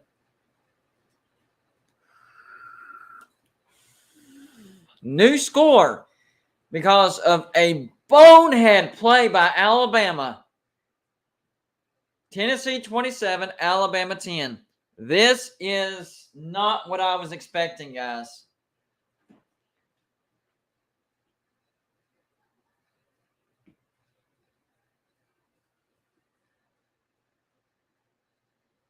Wow. Quick reminder. If you want to send gear to represent your team, I have people send me mini helmets, which we're up to 41 now. That's amazing. I have people send me pennants. We have the table of pennants, which will go back to the pinwheel of pennants, I promise, once that's enclosed. Excuse me. We have hats that people send back there. We have signs. We have T-shirts. We have cups. Signs back there. Anything you want to send to Golden Blue Dude, there's the address. P.O. Box 360, Liberty, South Carolina, 29650. So once you send something, number one, you get a shout out on my community page. Number two, whatever you send becomes a part of my background forever. I have an Ed Oliver mini helmet, Houston mini helmet signed by Ed Oliver right there. We have the Country Roads Edition West Virginia mini helmet. A lot of great things people have sent. So, started drooling on myself. Yeah, anything you want to send to represent yourself and your team to be a part of the background forever, send it to the address right there. I'm actually blown away because I tried the P.O. Box thing in 2021, and a few people sent a couple things, and I didn't re-up because I didn't think it was, really worth basically getting nothing. But then I tried it again because our channel hit 10,000 subscribers this year. And yes, you guys have blown me away. We were on a streak of 17 straight days in a row of getting at least one thing. There was a 1-day break, and now we're back on 10 straight days. So 26 out of 27 days, I have gotten at least one item in my P.O. Box from you guys. That I was not expecting that. That is crazy. Awesomely crazy.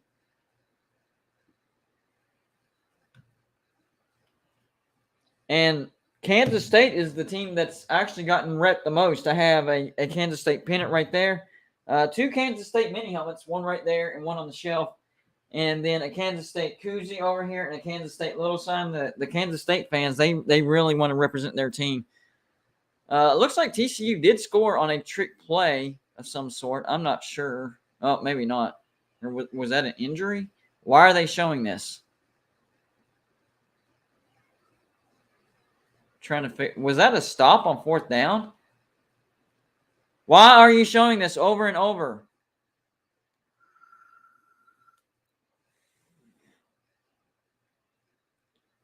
I'm not understanding. It was a stop. Yeah, that was a 4th and goal stop. Okay. 24-7 Oklahoma State on TCU. What is going on today? I mean, I picked Oklahoma State to win. Oh, almost tackled for a loss, but he ended up gaining 3. That was a good play to not get tackled for a loss. I mean, I picked Oklahoma State to win this game, but I thought it would be a little bit closer. This Saturday is, well, honestly, it's on par for the course this year because this year's been absolutely mind-blowing.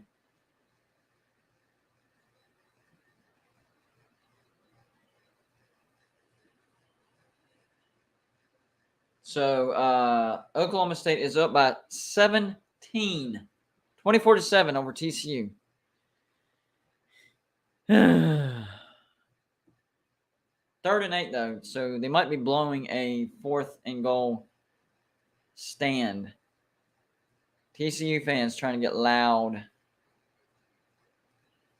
3rd and 8 from their own 11 or 10, something like that. 13. Big play down the middle. Almost caught, but not quite. Dangerous throw. I don't understand why he threw to that particular receiver. So Oklahoma State will have to punt back to TCU. And the defender that defended that is like absolutely geeked up right now, even though they're still down by 17. He's really impressed with himself in that play he just made. Alabama has the ball, 1st and 10, near midfield. Swing pass. He's going to gain 3 yards. So Alabama trying to get back in this football game. Remember, they are Alabama, and if they can score quickly here, they're only down by 11.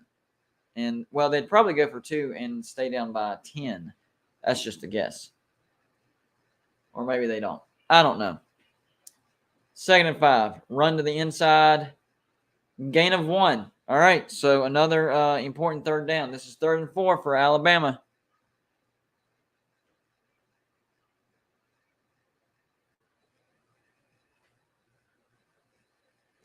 I haven't seen Neyland Stadium like. I mean, it's not just loud. They're crazy right now.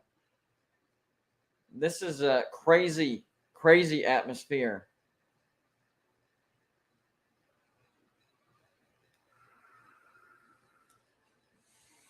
The overhead shots that they're doing as well is awesome. They just did a light shot right there. They did a fence shot earlier. The production value's very, very high right now. Inside handoff. They will get the 1st down. Inside the 40.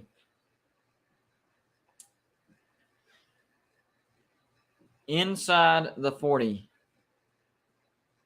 Yeah, I predicted Oklahoma to beat Kansas and cover, which when I called that, Oklahoma was favored by 7.5. Eventually, the line was Oklahoma was favored by 10.5. They won by 10, but I got it at 7.5, so I won that pick. And the reason I picked Oklahoma to win and cover, 1st down Alabama down to the 25-yard line, is because they were without their starting quarterback. That was the main reason why I picked Oklahoma to win that game. Right before the 2nd half, their biggest cornerback, starting cornerback, Kobe Bryant, went down with a broken leg. So injuries are really hurting Kansas right now. And Kansas isn't your typical team. They're not deep at all. If they do get a good 1st string, their 2nd string is going to be a massive step backwards. So Kansas might be on the steady decline now. They lost to, TCU at home last week, and then they lost to Oklahoma this week. Bryce Young back to pass. Good pass. Great catch. Inside the red zone. Alabama is threatening.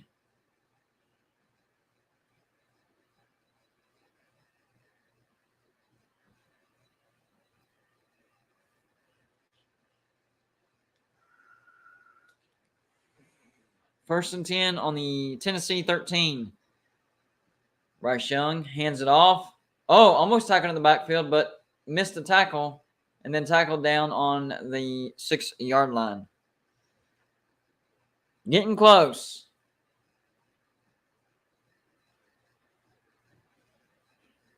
That was close to a face mask. Not quite. It's like all around it. All around it. Looked like he looked like he knew exactly when to let go before that became illegal. Okay, so this is going to be a 2nd and 4 on the Tennessee 7-yard line. Bryce Young changing something, not quite sure. Man in motion to the top. Bryce Young back to pass. A little bit of time. He's going to scramble for a little bit, and then he's going to pass it, and that's going to be a touchdown, Alabama.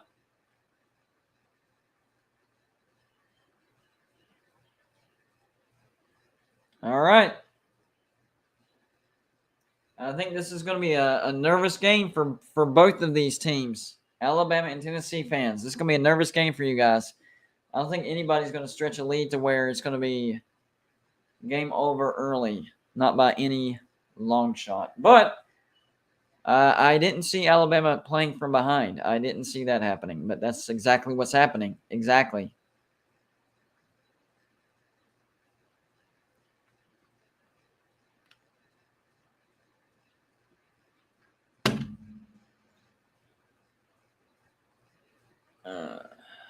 Commercial on that one as well. Well, all right. While we're at it, let's check NC State and Syracuse. That ball game is now still 10-3. Okay, so I guess Syracuse got to stop. 10-3, low scoring football game. Snooze fest, just a little bit.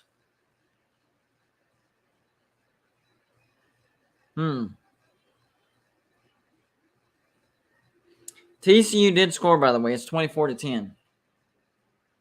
Not a touchdown, but a field goal. 24-10. So they're down by 2 touchdowns. 3 minutes and 38 seconds left, and that's actually the commercials that we're on right now. I'm waiting for that to come back from that commercial break.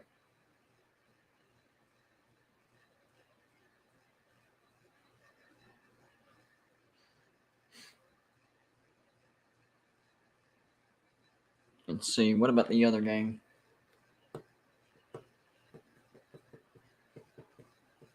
Nope, both commercials. That's why I'm checking these other games.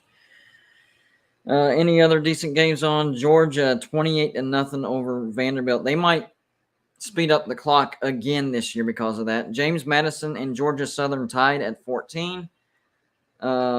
Scores earlier. Michigan all over Penn State 41-17. That's not a good look for Penn State at all. Ole Miss beats Auburn, but allows them to score 34 points. The final was 48-34. Oklahoma beats Kansas. I thought that was going to happen because Kansas was missing their starting quarterback, and then they lost a starting cornerback right before the first half. So Oklahoma wins 52-42 over Kansas. Texas beats Iowa State 24-21, and Illinois still just one loss, a head-scratching loss to Indiana to start the year. But now they're rolling 26-14 over Minnesota, and I did take Illinois in that game, so that was a vein for me.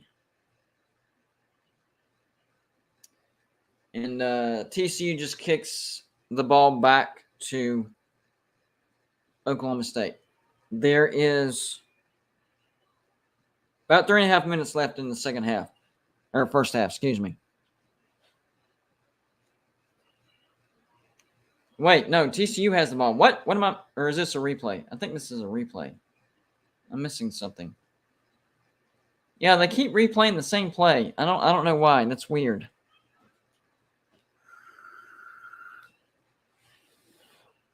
That's weird. I don't know. First and 10, Oklahoma State, their own 25, moving left to right. Spencer Rattler hands it off. This is going to be a gain of about 2 yards. 2 yards. Richardson, not having a great day, but not terrible. Oklahoma State needs to start running the ball more effectively. I will say that much. For sure. I will say that.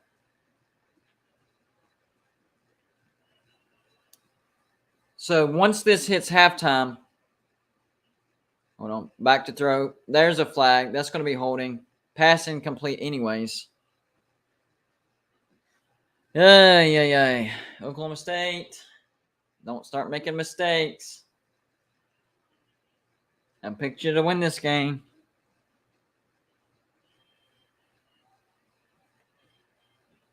That might be half the distance. I'm not sure if they're close enough for a full 10 yards. Looks like Tennessee just had a good play. They're up bumping around. Not sure exactly. Second down and 2 from their own 28. They're going to run it up the gut. That's another first down. I will say this. Tennessee's moving the chains today for sure. Tennessee is definitely moving the chains.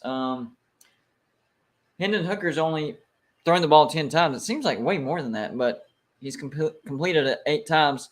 Completed it 9. Oh, dude, you should have caught that. What are you doing? Another flag on the field. Flags are slowing this one down just a little bit. I think this is on Alabama. Yeah, it's going to be holding or pass interference. That's why I didn't catch it. Okay. I'll give you a pass. He was holding you and interfering with you. Okay. First and 10, Tennessee.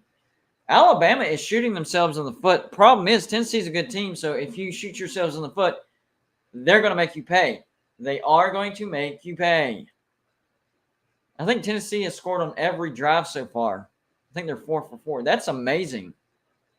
That is incredible. There is a flag. Maybe it's a false start. I don't know. Yeah, false start. So it's going to be first and 15.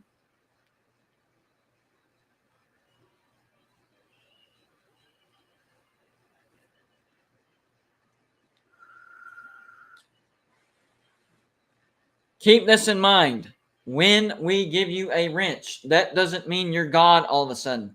We've had to take away wrenches because people are timing people out and blocking people for trash talking. Trash talking is allowed. Okay? Just because they say something bad that you don't like about your team doesn't mean that you block them or time them out, all right? We don't like people getting personal, but trash talking in general is fine. Cussing in moderation is okay. The only thing somebody should get banned or timed out for is anything that can get our channel taken down. That's it. All right? We don't want to become this, PG channel where people can't have fun, all right? Great play to get great. Another flag on the play. What? That's 3 flags in a row. What is going on here?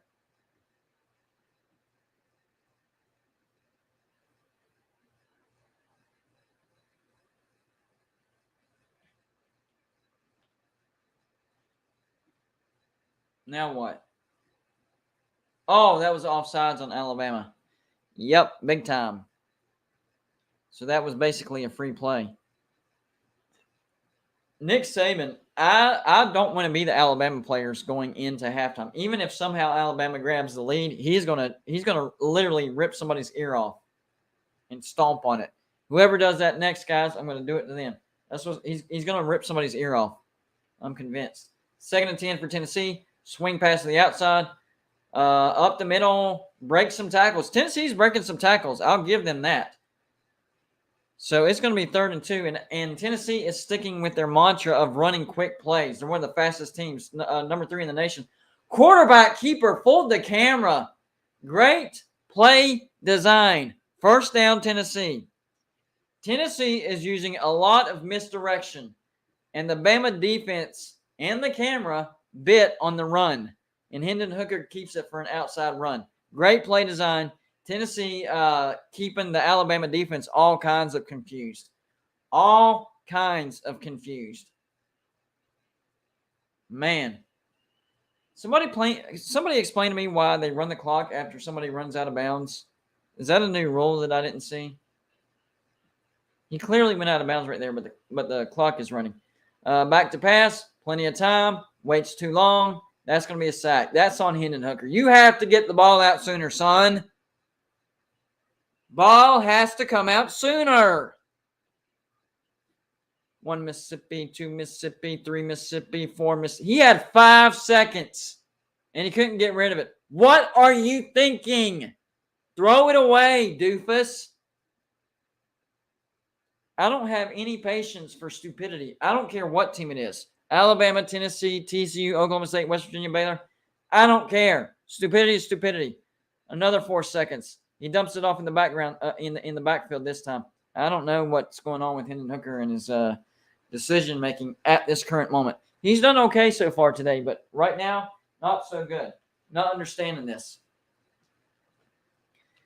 Hopefully Tennessee isn't in the midst of self-destructing, because I do want this to be a good football game. I don't want Alabama to come back and end up blowing them out. If Alabama wins, let it be a close game. I want this to be a good game. 3rd and 11, Hendon Hooker, plenty of time. Now he's going to run. He ran into a tackle. Why didn't you dodge 2-2? Right there. Just dodge him. You ran right into him. That didn't make any sense. 4th and 6. I think Tennessee's going to go for it. They're kind of in no man's land. Too far for a field goal. The punt, not going to do all that much good. Maybe a little bit. So, yeah, they are going for it. If you would have hiked it right there, you would have gotten Alabama offsides. Not smart. Are they going to take a delay of game? The same stupid play that TCU did earlier. Well, he's going to go timeout. So I guess they're going to bleed some clock and punt it. I don't know. I'm confused. These coaches, I swear, some of these coaches have no common sense. I don't get it. I mean, obviously, they know more about coaching than I do. But whenever it comes to common sense on certain plays, it's like they just stop thinking. I don't get it.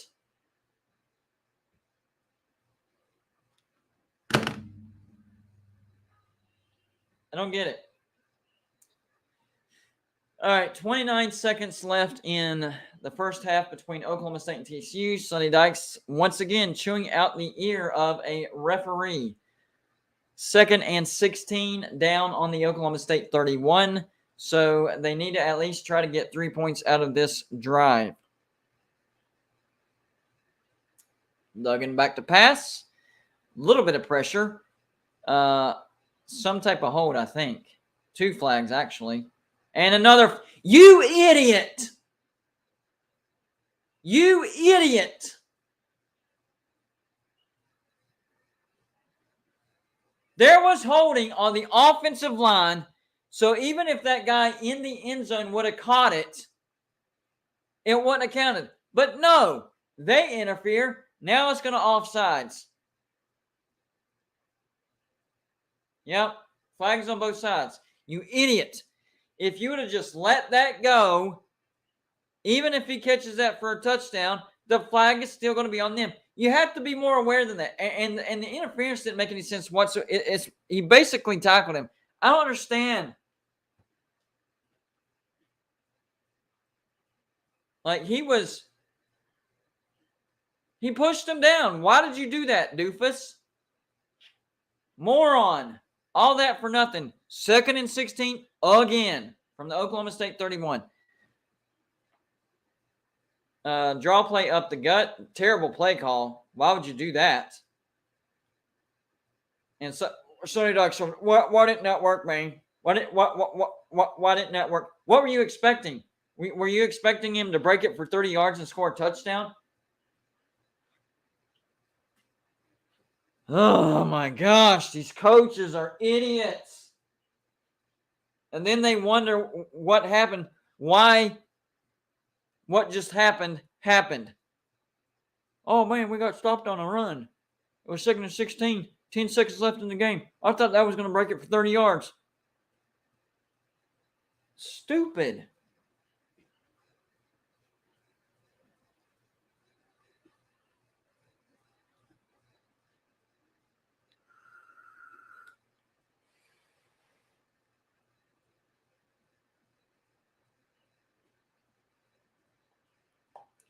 14 seconds left in the first half. 3rd and 16 for TCU.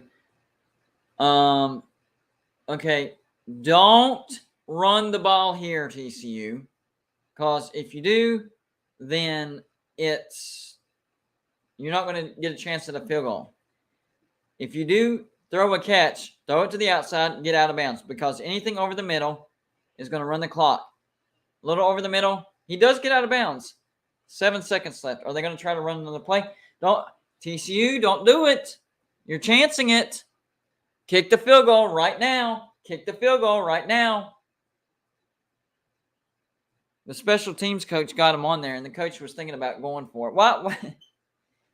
Well, maybe you have a chance for one shot, and then if you don't get it, hopefully there's 1 or 2 seconds left on the clock. But that's a chance you're taking right there. That is a chance. That's a chance. I don't know about that, guys. Don't know about it.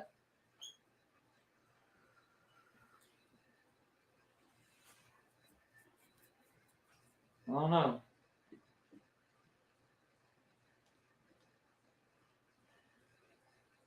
Field goal is good. There's 2 seconds left. 24-13. Looks like that's going to be the score going into halftime. Good news is it was 24-7, so they gained 6 points.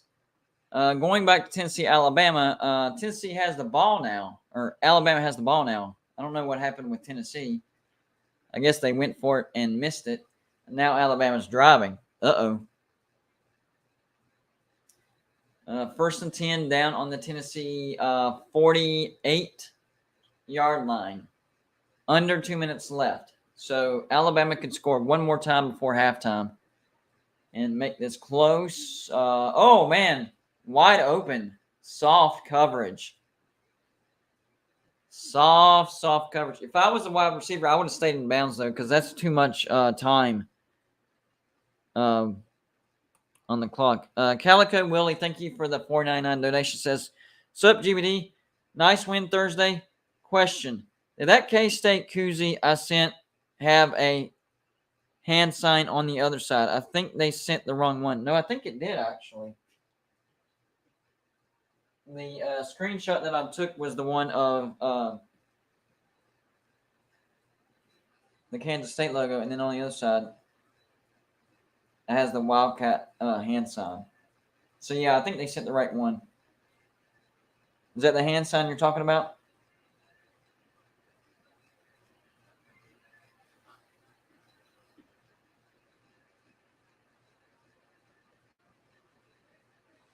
There you go. I got you.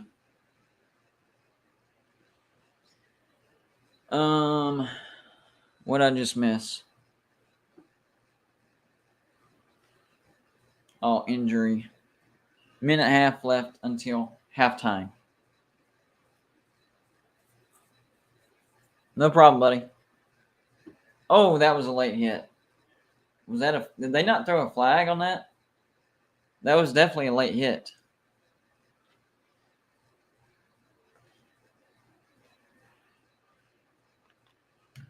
Timeout. Tennessee injury timeout. Halftime. Oklahoma State does lead 24-13.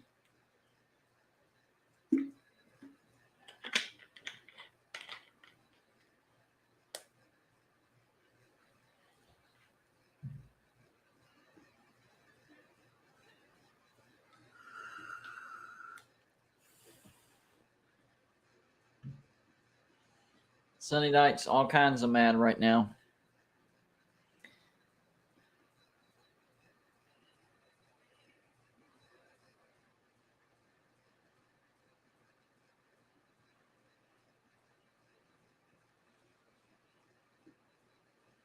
TCU has one of the wonkiest looking stadiums that you'll see. Lower bowl barely connects at the bottom. On one side, you have a triple decker that kind of hangs off one side of the end zone. And then on the other side, you have a double decker that goes from sideline to sideline. It's very disproportioned. But still, the worst stadium, in my opinion, in the nation when it comes to FBS football would have to be Maryland's. It is it's like a quad decker because, oh, that's a targeting call. That should be targeting. He led with his helmet. That I don't know why that wasn't called. Look at this. This is targeting head, meet other head. Yeah, that's targeting. Are they going to review that and see if it is a penalty? I'm not sure. Are they doing that right now, reviewing? I just tuned back. If they're reviewing this, then that guy's going to be ejected because that is targeting.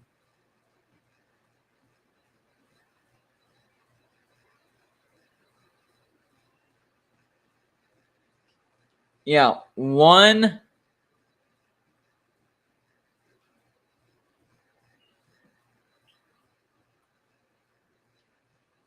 of the three elements. See, that's one thing that a lot of people don't understand about targeting.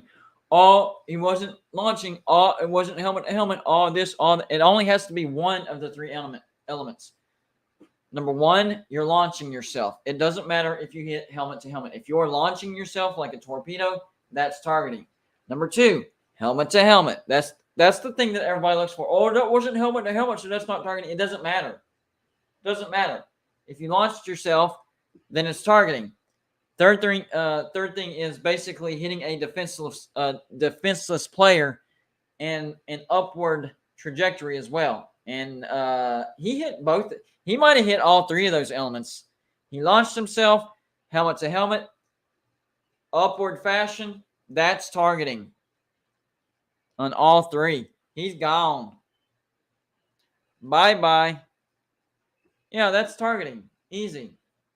Why they're taking so long to look at this? I don't know. That's targeting. Simple. Yep.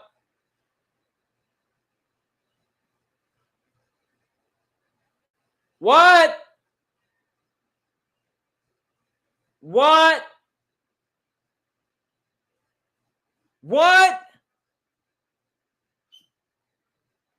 What?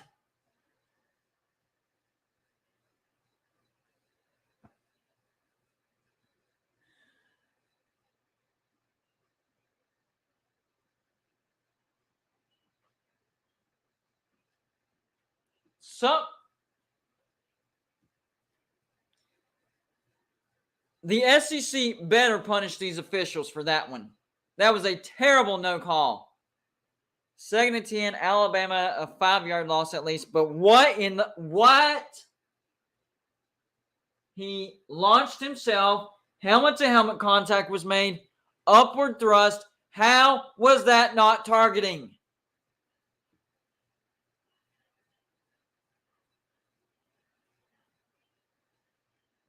Good no call. Yeah, you don't know what targeting is then. He hit all three phases of the elements. It was targeting. He didn't just hit one element. He hit all three of them. He launched himself. Helmet to helmet contact. Upward thrust. All three. He hit the trifecta, and it was still a no call. He hit the trifecta, and it was still a no call.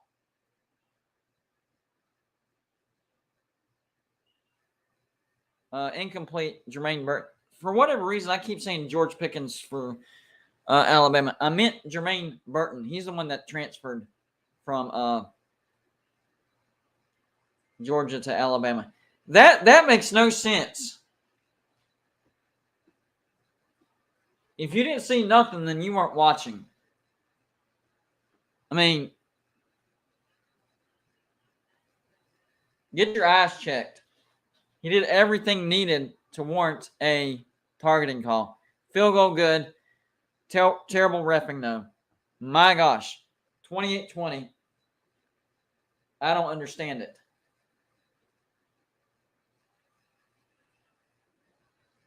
If that's targeting, then how was what our guy did targeting?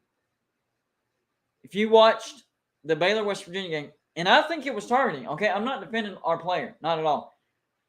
Shapen, the quarterback for Baylor, kept waiting till the very last second to slide. So the defenders that were trying to cover him were having to make a split decision of whether to tackle him or not because, like, from me to you is where he started sliding. From me to you, if you were the defender. And so what happened was he slid at the last second again, and our guy was going for the tackle, So instead of tackling him in the gut, since Shapen was sliding, his shoulder pad hit him in the helmet and knocked him out. It wasn't helmet to helmet. Our guy didn't launch, and it definitely was an upward trajectory. He was going down. He was trying to get his legs. But because Shapen slid at the very last second, instead of tackling his legs, his shoulder, not his helmet, his shoulder hit his helmet. Do I agree with that call? Yes, I do. I don't think it was intentional, but he concussed Shapen, and it was a blow to the helmet. I think that was more on Shapen than our guy, but I was okay with that call. That no call was BS, nonsense, ridiculous. I'd like to see Tennessee win this game. I really would. But that was a dirty play, and he should have been ejected. Consequences. They need to be held accountable.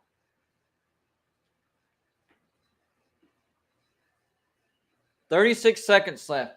It does look like Tennessee is going to go into halftime with the lead.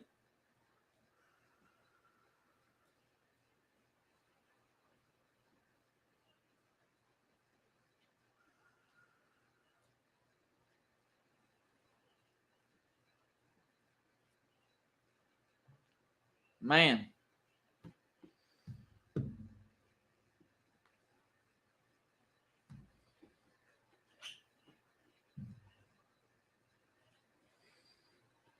I'm going to go ahead and position my phone. I might do a regular video while you guys are still on, actually. So if I'm shaking, hold on. I'm going to place you guys over here real quick. I'll put you back.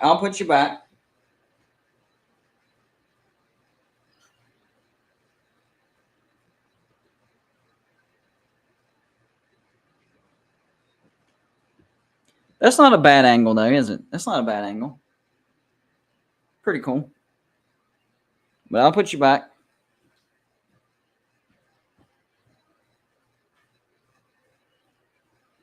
Now, the only thing is you won't have audio whenever I go do the other videos. Let's see. Make sure I got everything straight. Yeah.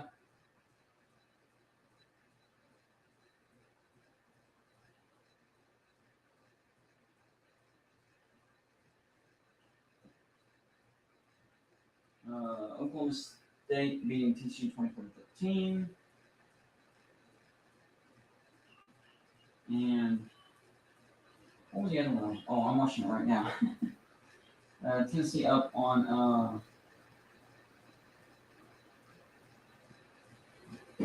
Alabama.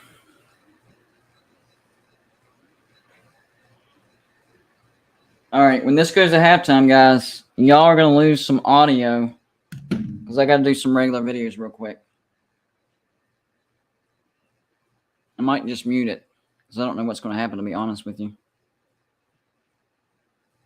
But you'll basically be getting the same view as my video will because my phone is right under you. Like, my phone is right down there, right there.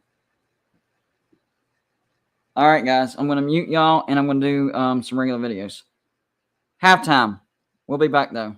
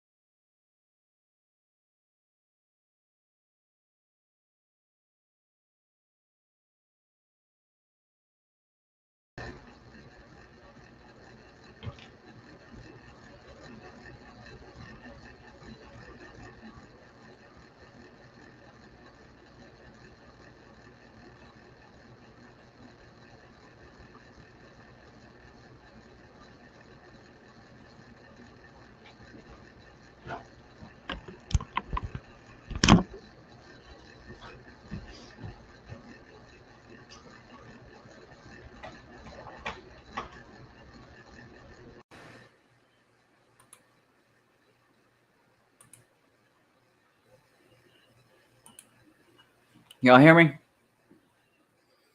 It should just kick right back on when I plug it in. Are we good? Audio good? Give me a thumbs up or a yes or something. Lets me know that the audio is good. What did I do with my phone case? My gosh, I lose everything.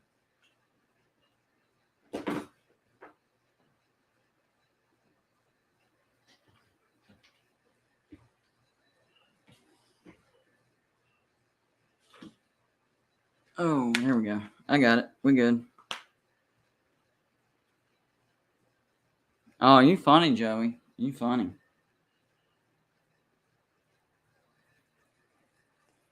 Okay. What was that? Oh, forgot what I did earlier. All right, y'all bear with me 1 second. I got to get this video out real quick. It actually shouldn't take long because I didn't have a lot of mess ups, so the editing very minimal. Let's see.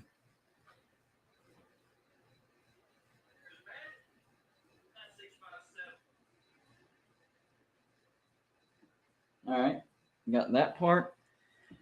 Yeah, you are basically getting the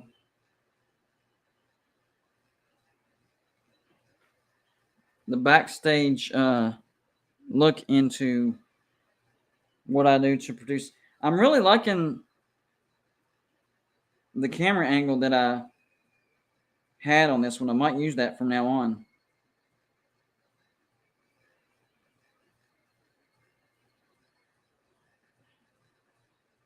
All right, we got that. See how many. A lot of people. Got it. 657. A lot of people are calling this day Celebration Saturday. Hold on. I kind of agree with that because I did this in one text, Joe. Y'all let me know how many mess ups I did, all right? I'll just give you the audio.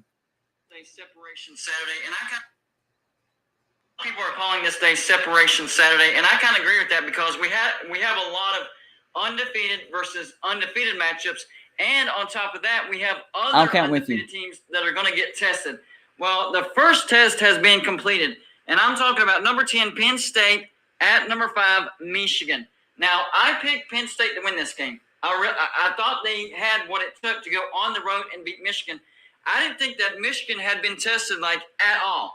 Not at all this year. Not at all. Not even one time. They have a very, very soft schedule. In fact, even after this game, really the only tough game they have remaining is on the road to Ohio State. Now, is that a very tough game? Yes. That is an extremely tough game. But the rest of their schedule is cake. Like, this is a very soft schedule. In fact, I look at this schedule and I'm like, why can't West Virginia schedule like this? I mean, we would at least be a bowl team, 8-4. We wouldn't be, dominant like Michigan and possibly go undefeated. But still, an 8-4 season with that schedule, maybe even better. But no, we get a very, very tough schedule. We have 6 road trips. But anyways, I digress. Michigan with a really, really easy schedule. Their first test was today. A top 10 Penn State at home. I thought Penn State had what it took to go on the road and beat Michigan because they did go on the road and beat Purdue. That was a tough road environment. And they did go on the road and blew out Auburn. I mean, they absolutely blew them out.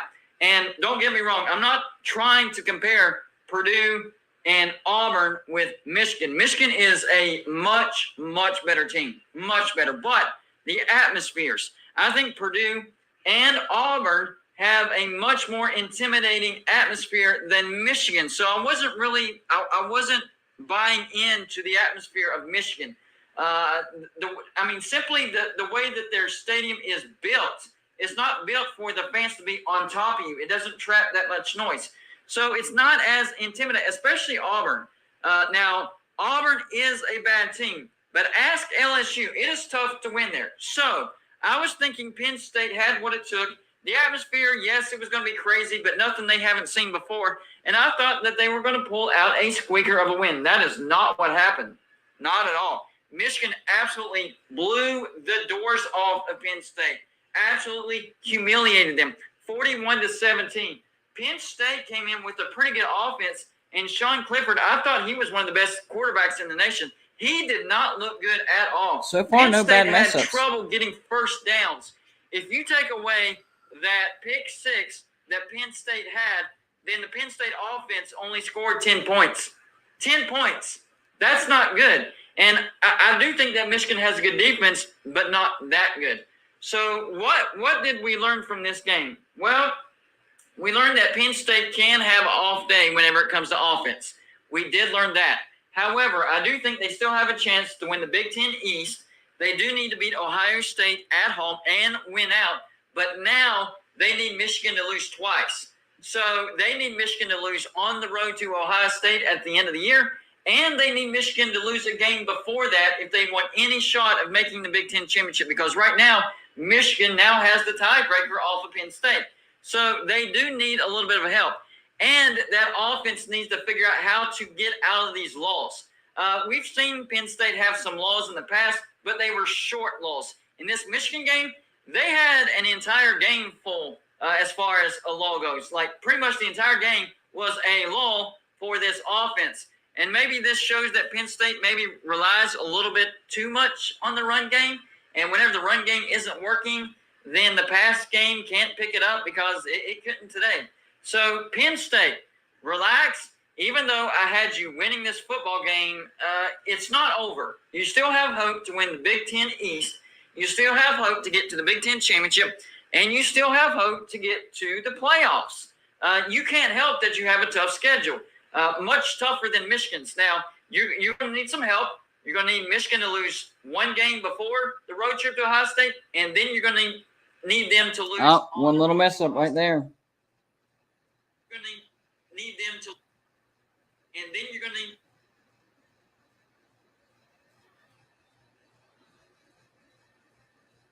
All right, so I'll let y'all listen before the mess up and then after, so you'll know what I edit out.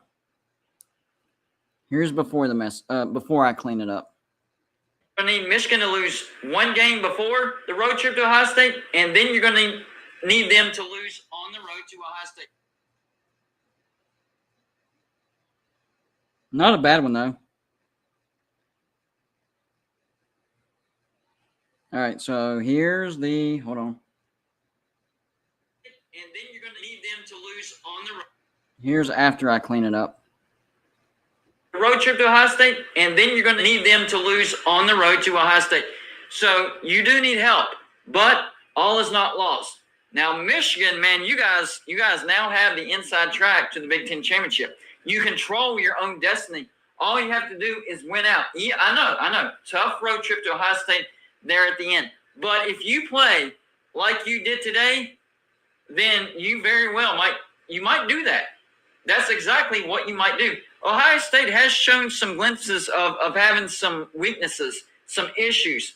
Now, they've gotten better and better as the year has gone on, but so has Michigan. So there's a big old bullseye on that Michigan at Ohio State game at the end of the year. And I know there usually is, just like last year, but this year is going to be important. Once again, I do think it will determine who gets into the playoffs and who doesn't. I think today's game had a lot to say about who gets into the playoffs and who doesn't. Not really a mess up, but I think too big of a gap. Hold on. Had a lot to say about who gets into the playoffs and who doesn't. Now, does that mean that Penn State's complete? Today's game.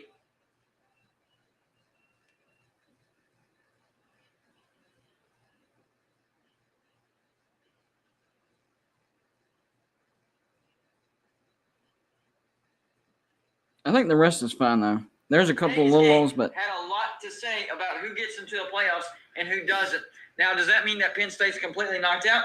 No, it doesn't. But now they need a lot of help. What it does mean is now that Michigan is on the inside track to get to the playoffs. This is a big win for Michigan. Not only did they win this game, but they absolutely humiliated Penn State at home. This is exactly what Michigan needed. And a lot of people, including myself, not going to lie, thought Michigan was going to take a slight step backwards this year because, let's face it, Jim Harbaugh hasn't been consistent at Michigan. That was probably the best season he's had at Michigan. And this year, there was no reason to think that they wouldn't go. There was no and this year,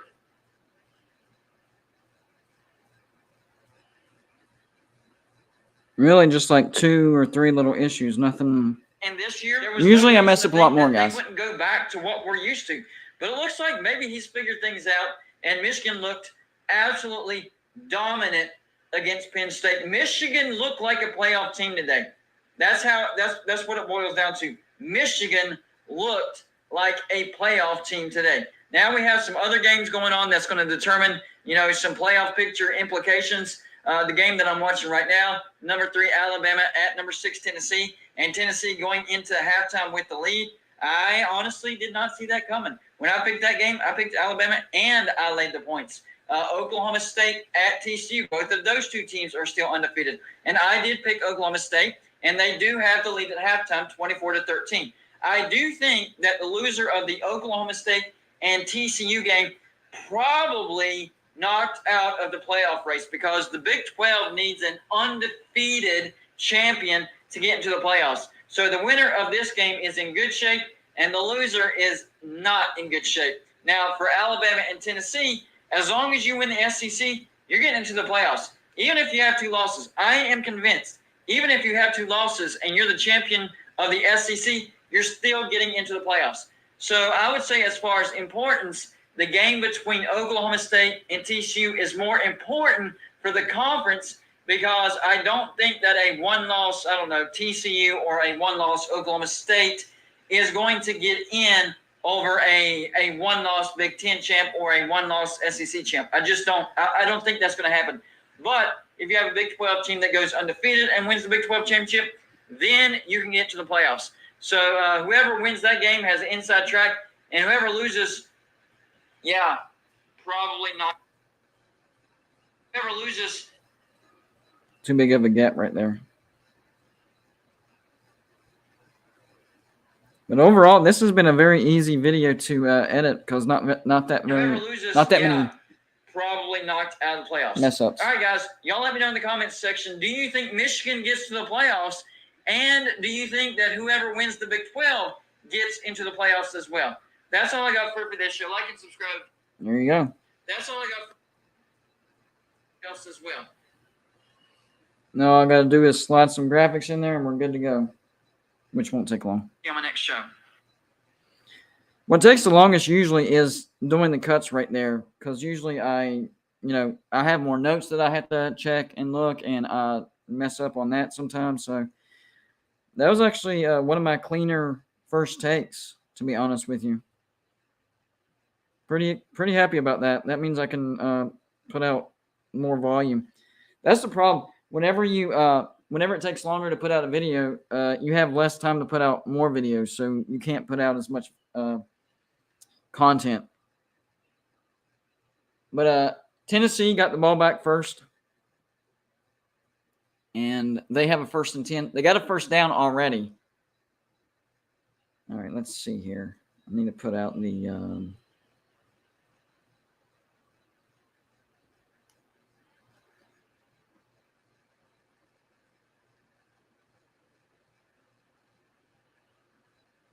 what play was that?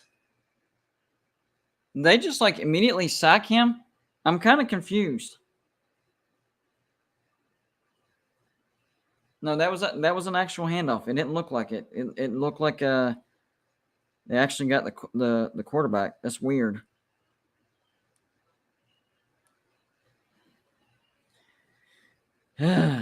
Tennessee, don't start calling bad plays. I think that's one thing that's helped Tennessee in the first half. They've called a brilliant game. A lot of misdirection, but still safe misdirection. They're not going crazy with their misdirection. And yes, I am definitely going to make a video about the Cal win. The worst team in the nation gets a win. Colorado has been the worst team in the nation, and they actually he was wide open. What is Hendon Hooker doing? Dude, all you had to do was drop it in the bread basket. All you had to do was drop it in the bread basket. That's a shame. There's another penalty flag. Tennessee coming out and shooting themselves in the foot. It's not a good start. So a lot of people are calling this day separation Shooting themselves in the foot. That's one way to lose a football game. They said offsides on the offense. How's that possible?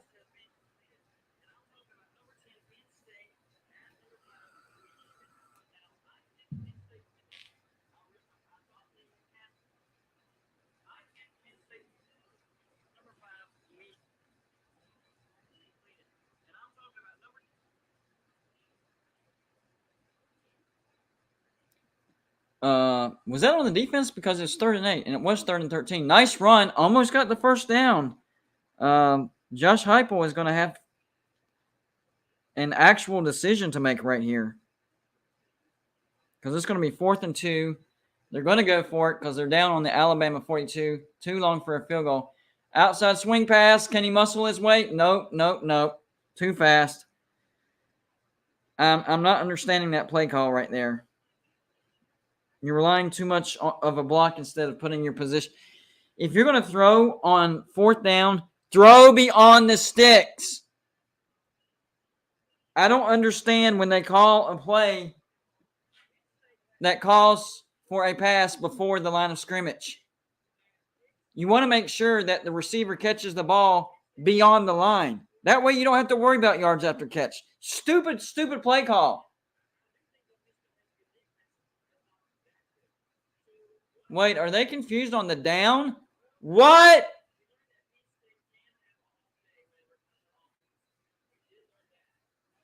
Something's up with this game. Now it's saying 4th down and 2.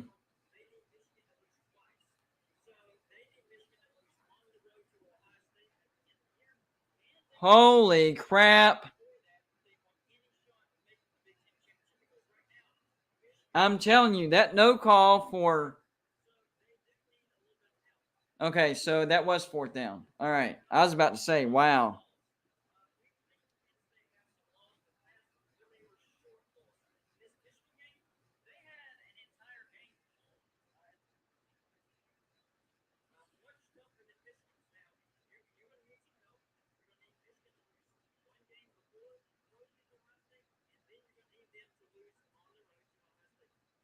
These refs are clowns. Should I do a clown video on the refs? What do y'all think?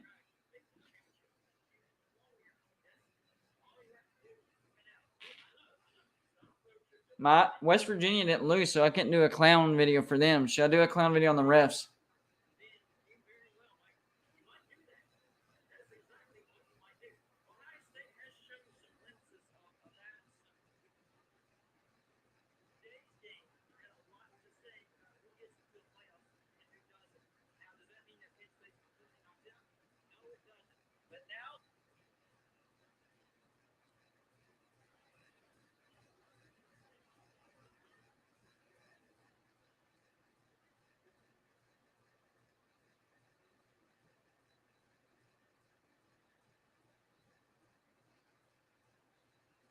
I figured some people would say yes for that.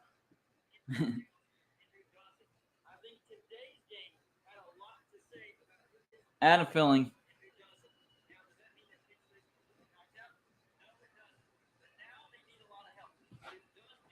I'm almost done with this video, guys. I promise.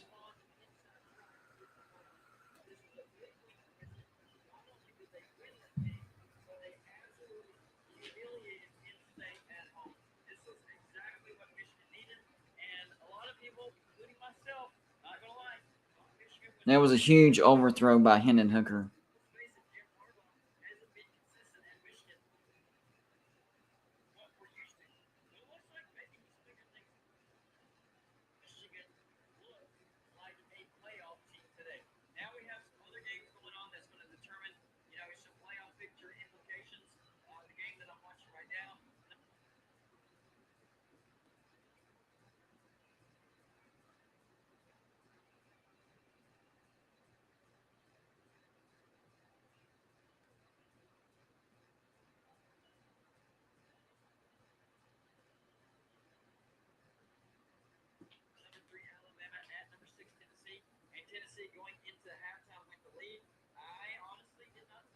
What are they reviewing now?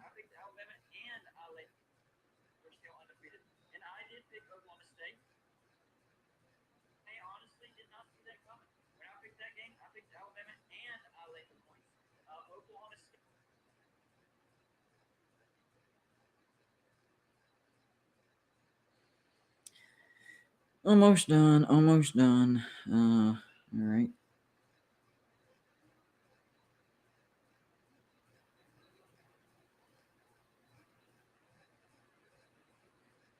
See, it still takes a minute, even with the clean shot.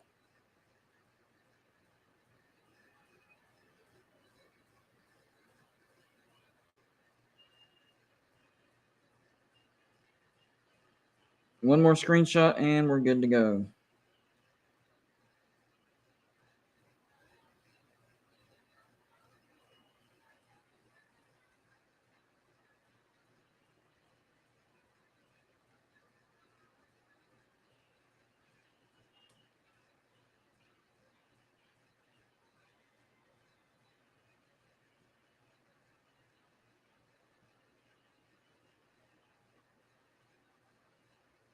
So Michigan actually gets their bye week this week as well. So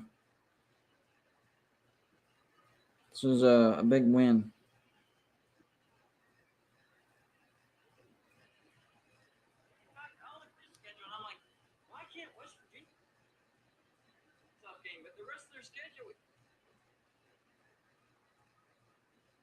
All right, last graphic. We're ready to roll.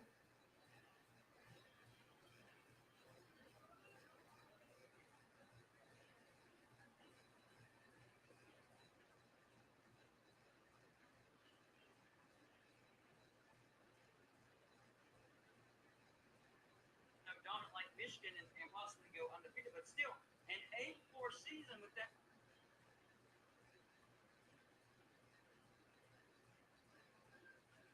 Better, but no, we get a very.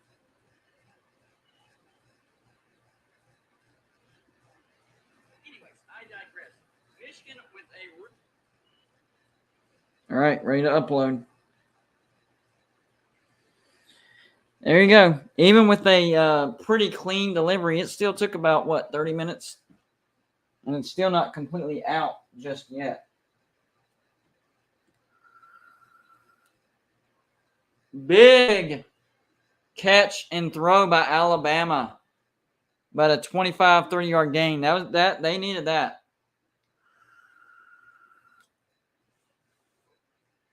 See, that was the same matchup that Tennessee had, but Hendon Hooker overthrew a wide open. Hendon Hooker threw a Grant Wells throw to a wide open receiver earlier. And now Alabama's run, touchdown, Bama.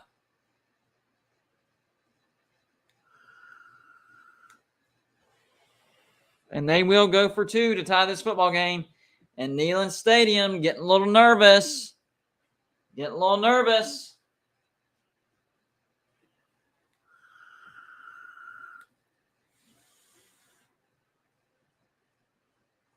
Uh-oh. Hey, you're playing Alabama. You got to play your A game the entire game. Any little slip up, and the biggest slip up was Hendon Hooker overthrowing that wide receiver. That was a big miss. Big miss. Should have hit that guy. We'd be looking at a 35-20 score instead of Alabama potentially tying the game right now.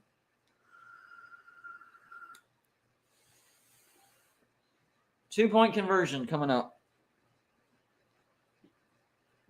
Bryce Young back to pass, dancing around a little bit. See somebody. Got him.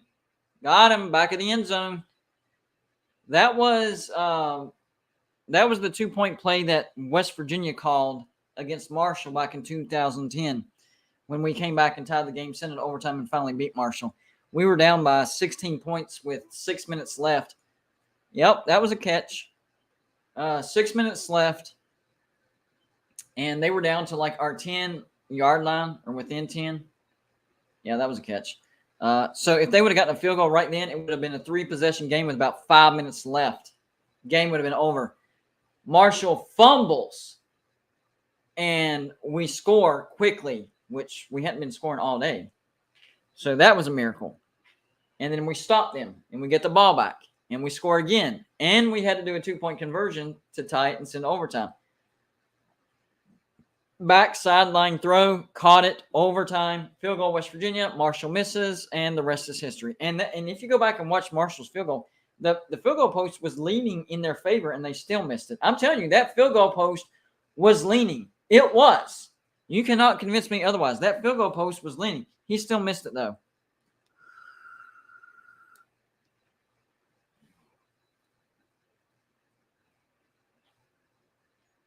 Is Tennessee about to choke this game away? Might be. All right, I'm officially uploading this video.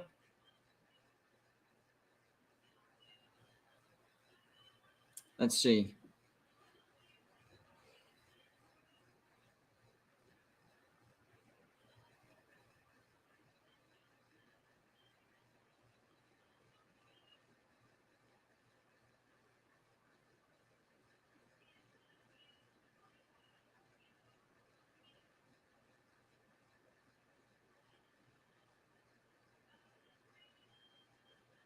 There we go.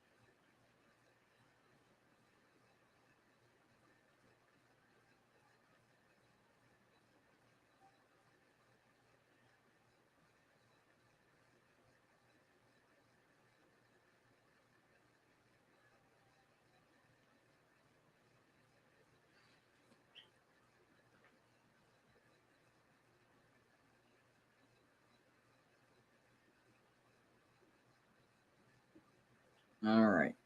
We are officially uploading. Good to go. Now you saw the process. Even with a relatively clean take, it still took about 30 minutes to get that thing out. But it'll be uploaded. I have excellent Wi-Fi, so that's not a problem. Should be uploaded in about a minute or so.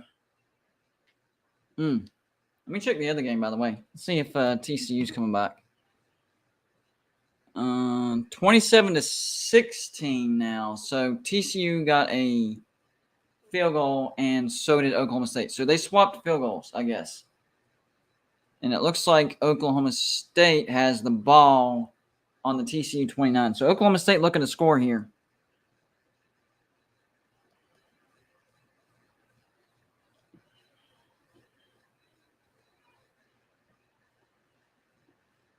First down, Oklahoma State. Oh, nice cut down to the TCU 18.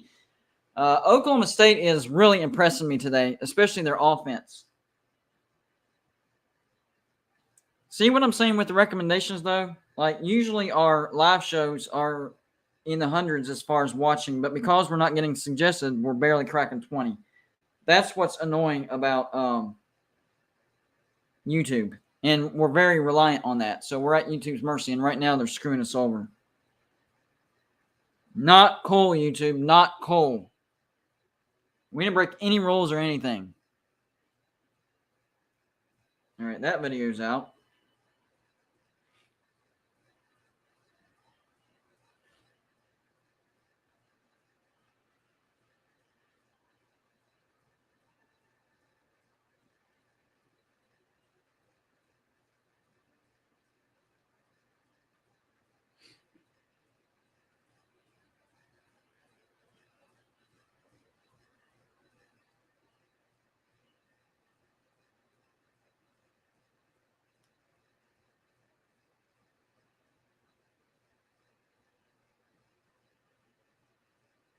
Just making a quick thumbnail. Then it will be officially done.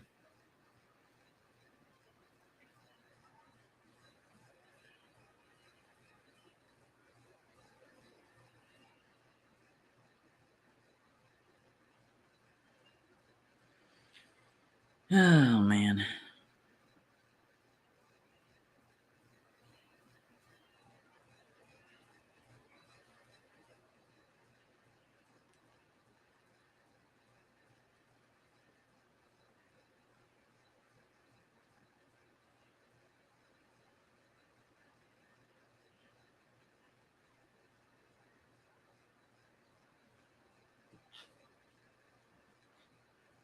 Oklahoma State with a 3rd and 7 down on the 15. So at least they can get a field goal out of this. That's something.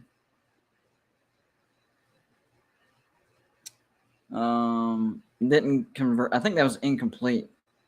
So it looks like Oklahoma State will have to settle for a field goal. But in a game like that, that's actually pretty big. Good stop by TCU, though. So not going to take anything away from that.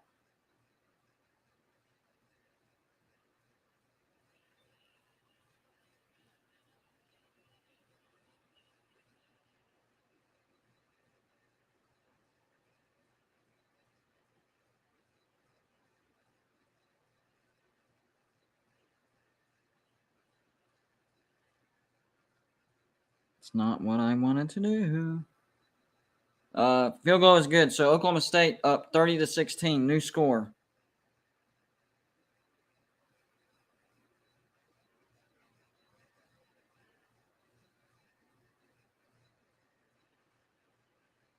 Let's see. What kind of graphic here? Oh, I got it.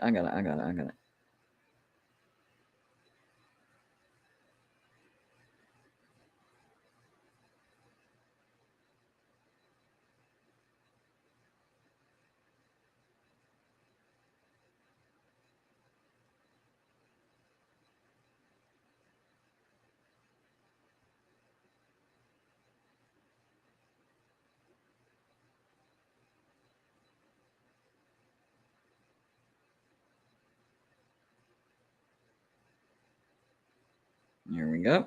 One more thing, and we're good to go. Let's see. There, I'll take that.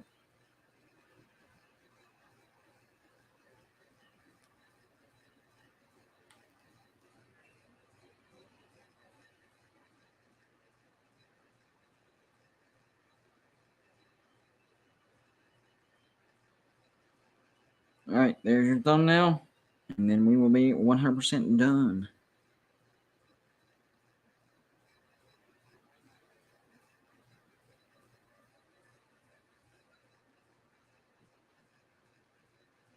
All righty.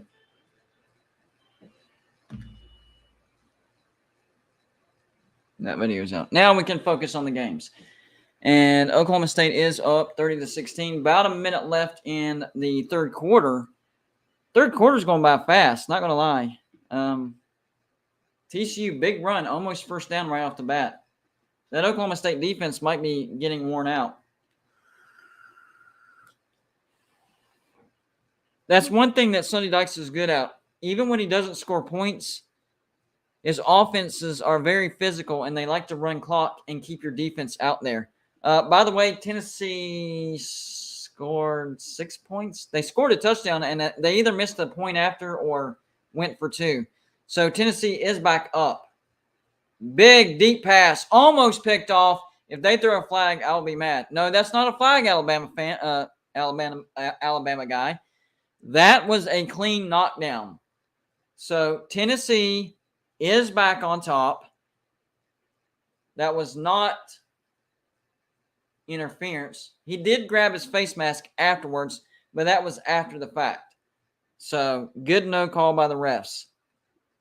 If you'd like to help support the show and you'd like to ask me a question or troll me or, I don't know, praise your team, trash talk your rival, make a statement, and you want everybody else to see it, Super Chat, best way to do that. All you have to do is hit that little $sign on the bottom right-hand corner underneath the comments section. Anything you put in that Super Chat, as long as it's YouTube appropriate, I'll throw it on the screen just like you see with Calico Willie's Super Chat. And, of course, we greatly appreciate that because that is what keeps us going.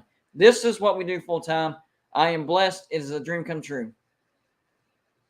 Alabama does get the first down. And that missed point after or missed two-point conversion, whatever Tennessee did, could come back and bite them in the rear end because if they keep swapping and Alabama has a chance to win the game and they get a touchdown and get the extra point, they could win by 1 point.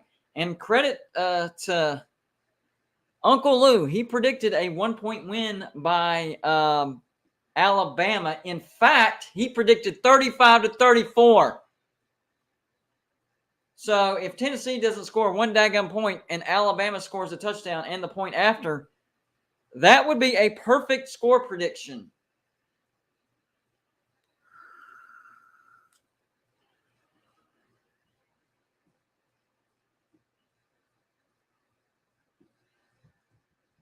Miss PAT. Okay, I missed it.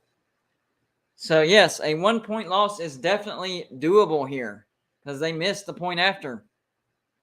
Oh, big time overthrow by Bryce Young. If the safety would have been in place, he could have picked that off.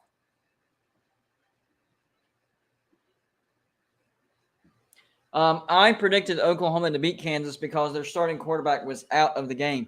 And then the fact that one of their starting quarterbacks had a broken leg sustained a broken leg right before halftime, the game pretty much went as I thought it would go. Kansas does not have a great defense. They rely on their offense a lot. And without their starting quarterback, I thought Oklahoma was going to outscore them. Before the game started, on my picks in my Facebook group, I'm in a competition, which I won last year. I won a total of $275 from that last year. I picked Oklahoma and laid the 7.5. Now, the line bumped up to 10.5, so they ended up not covering that line. But I won the pick because I took Alabama minus the 7.5, or not Alabama, excuse me, Oklahoma minus the 7.5. So it went pretty much the way I thought it would go. I don't think that's a sign that Oklahoma is turning a corner or anything like that. Their defense still looks terrible, but they were playing a soft defense. So I thought Oklahoma would score a lot of points, and they would just outscore Kansas. And that's exactly what happened. So it went exactly pretty much how I thought it would go. I basically predicted Oklahoma to win by 10 points, and they won by, what, 11? No, they won by 10. They did win by 10. Okay.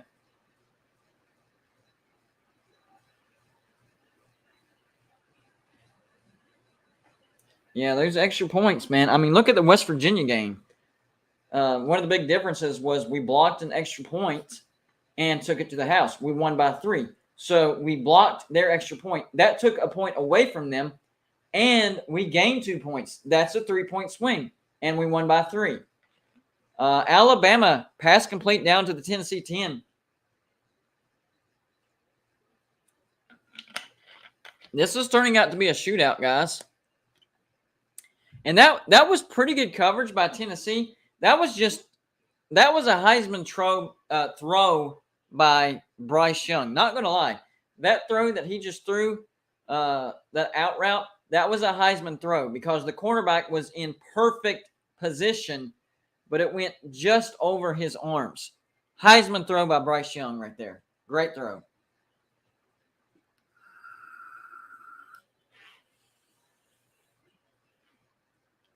Great throw. And false start by Alabama. So that's not good right there. Making mistakes. That's exactly what Tennessee needs right now. They need Alabama to make some mistakes, and they are.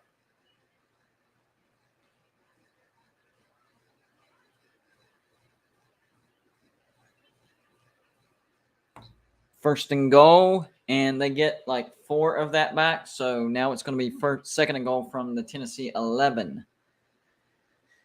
So if Tennessee's defense can bow up right here and keep this down to a field goal, this would be a big win. This would be a big win for Tennessee if they could stop this down to a field goal.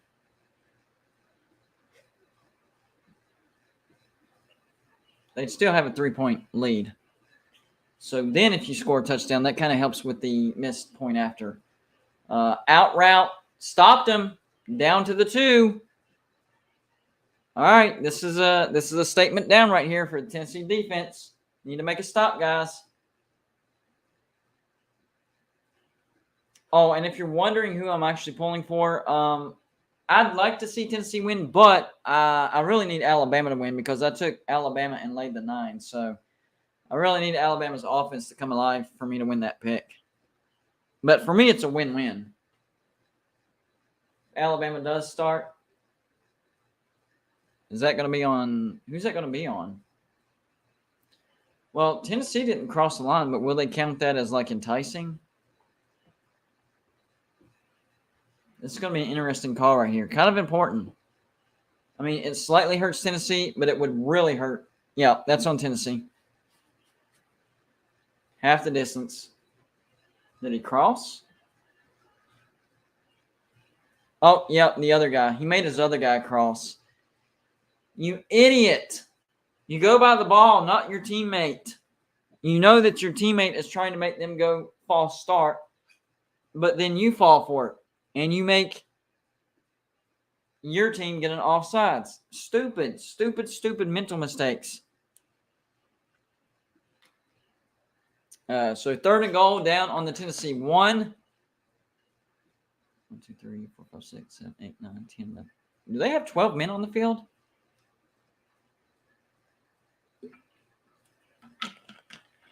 I think Alabama just bailed out Tennessee. Because I counted 12 men on the field for Tennessee. I'm pretty sure Tennessee had 12 men on the field right there. So, yeah, Alabama just bailed them out. I am 100% confident that Tennessee had 12 men on the field, and then Alabama calls the timeout. If they just hike the ball, that's a free play right there. Free play.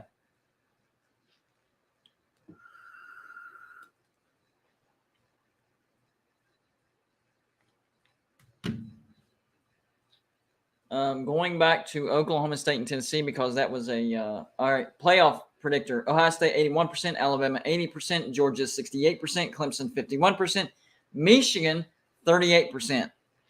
So they give Ohio State the highest chance and Alabama the second highest chance.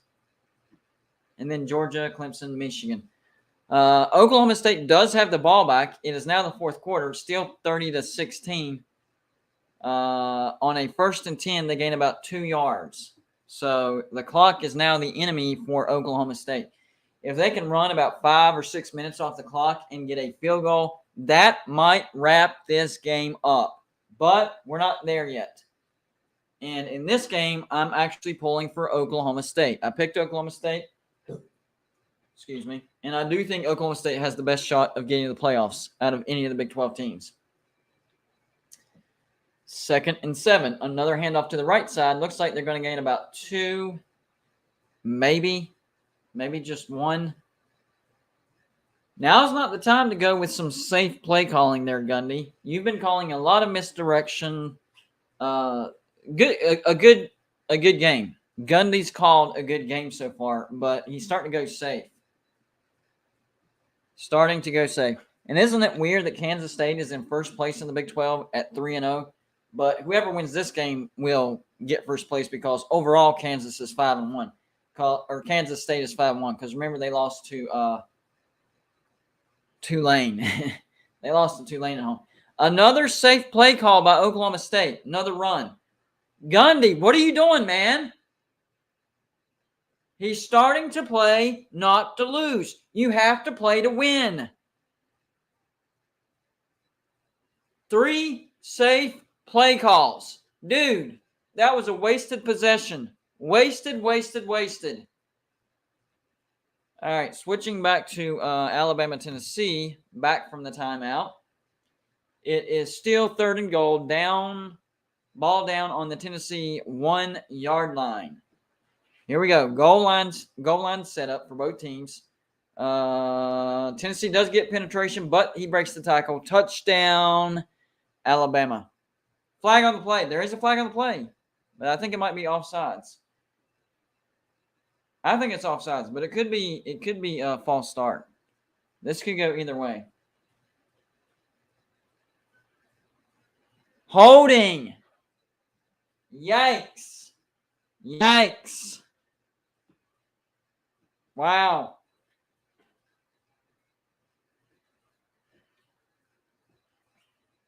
Alabama has some massive human beings. Oh, yeah. He took 33 to the ground.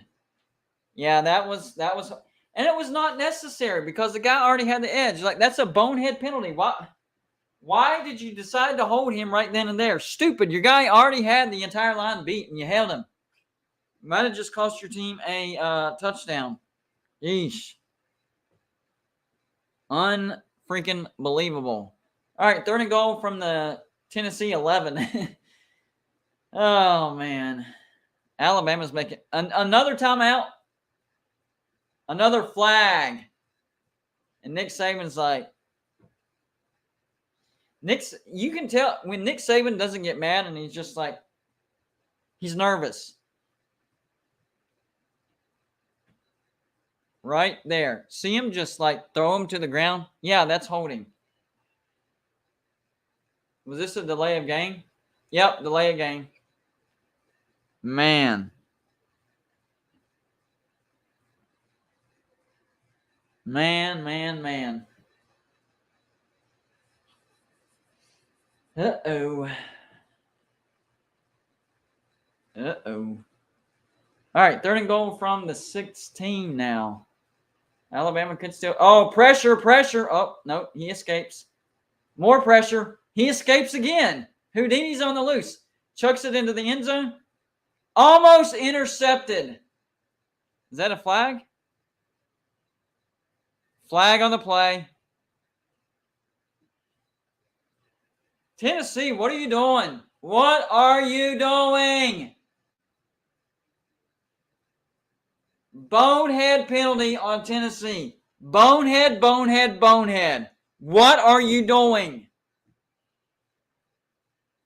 All you have to do is protect the end zone. You did not have to interfere. If you just line up in the end zone, that's all you have to do.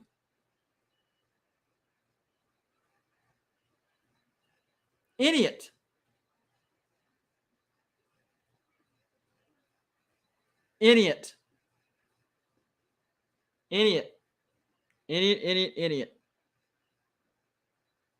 Now Alabama's offense is still having issues. These two teams look bad. First and goal on the Tennessee 2 now. Handoff to the left. Did we finally get a touchdown? Yes, we do. Touchdown, Alabama. A bunch of nonsense. That was a bunch of nonsense.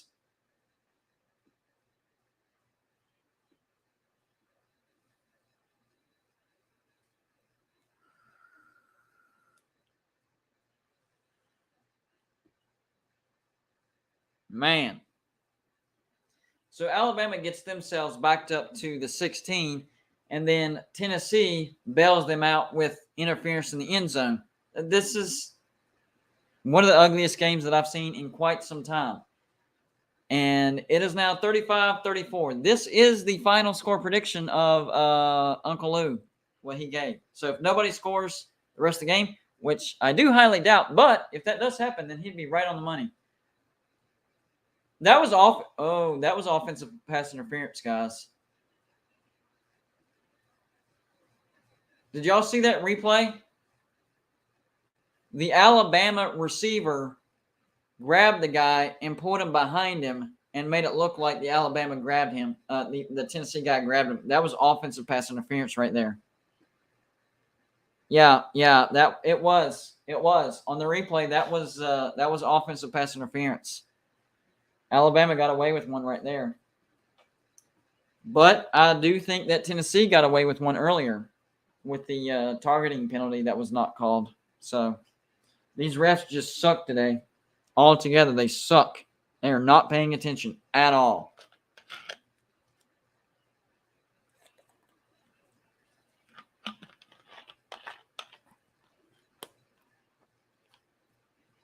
Both of these teams have gotten away with nonsense. So it's not just one way. I'm just saying that's why I'm thinking about doing a clown video on the rest of this game.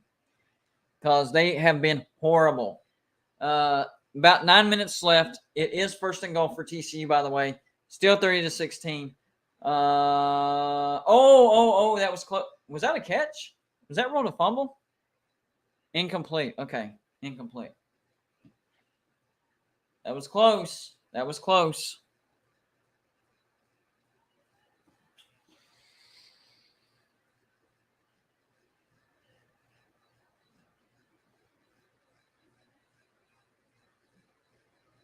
Oh, he tried to pick it off in his hands. Yeah, that was not a catch and fumble. Good call.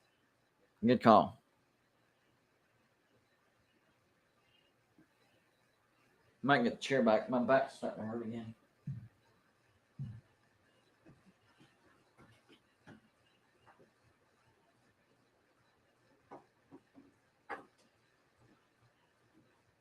Might have to scoot this back a smidge.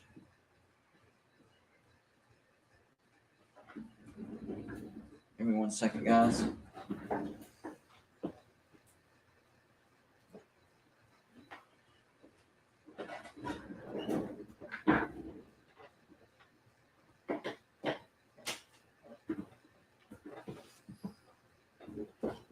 Oh, that's a little bit better. Here we go.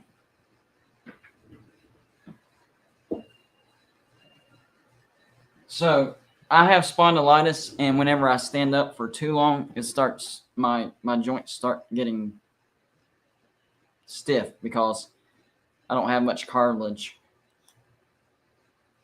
Thank God I haven't had to have surgery yet, so that's a plus. All right, it is second and goal for TCU down on the Oklahoma State 4, and TCU will score. Touchdown TCU. Uh-oh. See, this is what I'm talking about, Mike Gundy. You had the ball up 30-16, and you run 3 run plays that got you absolutely nowhere. You started play calling safe. The entire game you've been calling trick plays, misdirection, and you had a chance to really eat some clock up and possibly score again, and you dropped the ball. That's bad coaching right there. When you start coaching to not lose instead of coaching to win, that's when you lose. When are coaches going to learn their lesson? When are you going to? When you start coaching to not lose, that's when you're going to lose. Duh. I mean, I don't get it.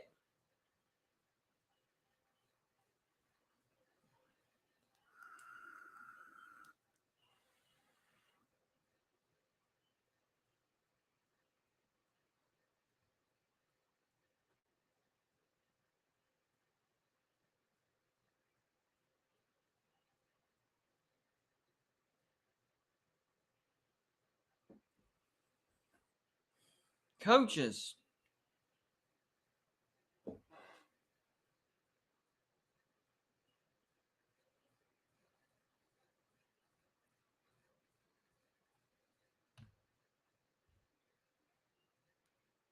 I don't understand coaches. Apparently, that was just a good grab by Tennessee. So the scoring onslaught is definitely not over in this game.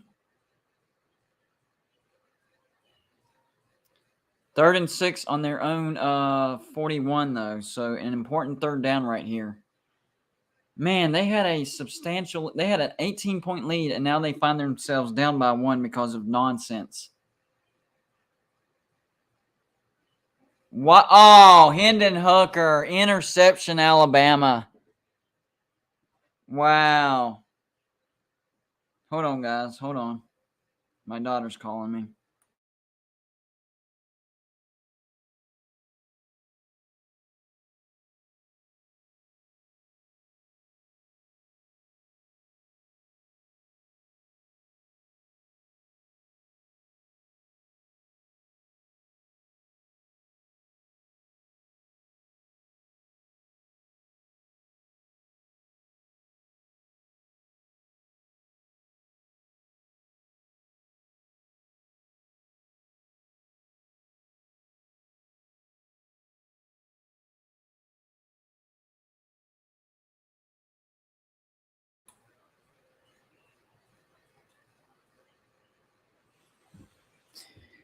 Well, it's going to be like last year where it was close into the 4th quarter, and then Alabama stretches the lead. This might be what we're looking at. Alabama beats you mentally. You think you have a good game going, and then all of a sudden you start losing. And Alabama was playing a pretty good game up to this point.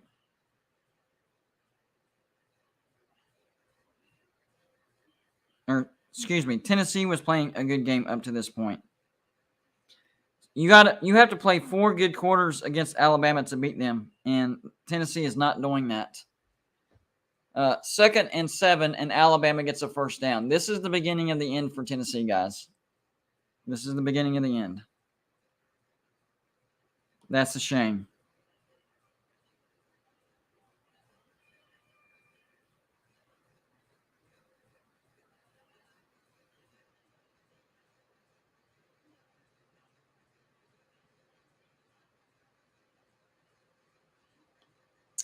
Is that going to be another 1st and 10 for Alabama?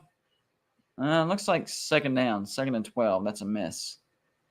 I'm really liking these overhead shots of Neyland Stadium. Like, they're really mixing it up. I love it. I love it. I'm a big stadium buff. I actually did stadium videos in 2020, ranking them and stuff, which I might revise that.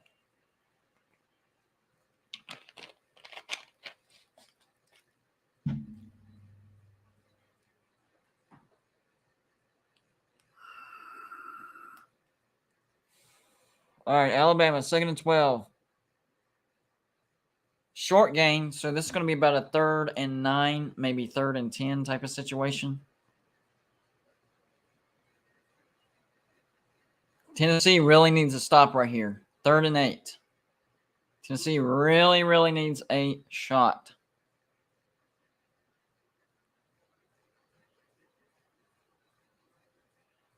A stop. Excuse me. I don't know why I said shot.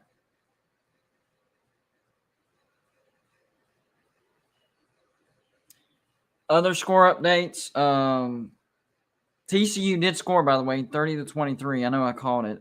Syracuse way, way, way up on NC State, 24-9. Wow. False start on Alabama, so it's going to be 3rd and 13? My math is correct. So Syracuse going to stay undefeated. Why did I say that in the Facebook group that I was in? Because I picked Syracuse. I did. But no, brain fart. I picked NC State right when it counts for money. Stupid. Georgia looks like they're actually going to cover a massive spread. They're up 48-0 on Vanderbilt. Man. All right, 3rd and 13 for Alabama. Tennessee needs a big, big stop. Bryce Young. Oh, big hit on Bryce Young. Pass is short. And he will be tackled. 4th down. Big stop. Massive, massive hit on Bryce Young. Legal hit. But, man, he stood in the pocket. Oh, boom.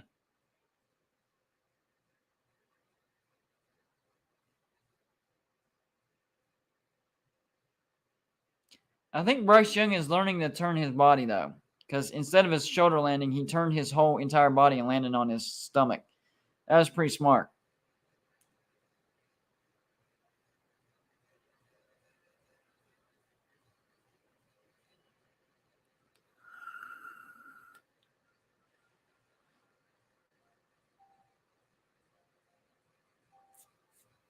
Yeah, whenever a hat comes off a ref, sometimes it just flies off, but other times it just means somebody stepped out of bounds. Doesn't necessarily mean that there's going to be a flag.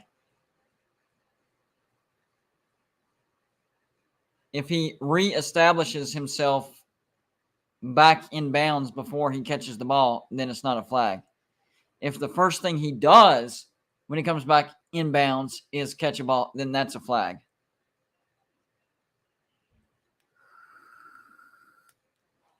No, that was not roughing the passer because he got rid of the ball right when the guy was about to hit him. Like, what are you supposed to do? Like, pull up immediately? You can't. Like, once your body is in motion, you can't. He didn't lead with his helmet. He didn't launch himself. He didn't body slam Bryce Young. He just had momentum. And Bryce Young got it off a split second before he got hit. That was not roughing the passer. No, I do not know that because it's incorrect. NC State with a 4th and 2 against Syracuse. I might have to do another video, guys.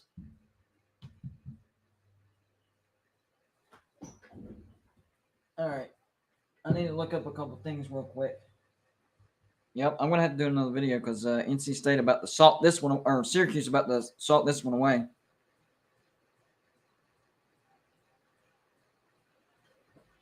Wow. Impressive win. Not going to lie. Impressive win.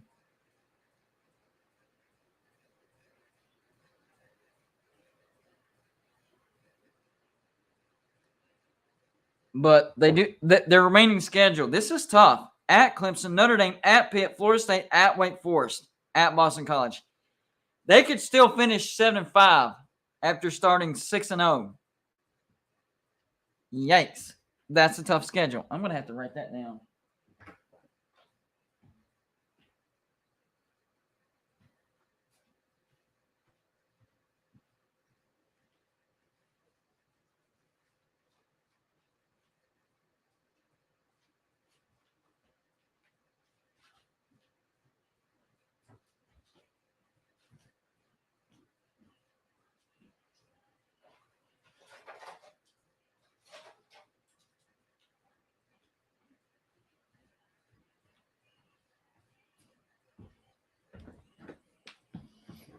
All right, let's see here.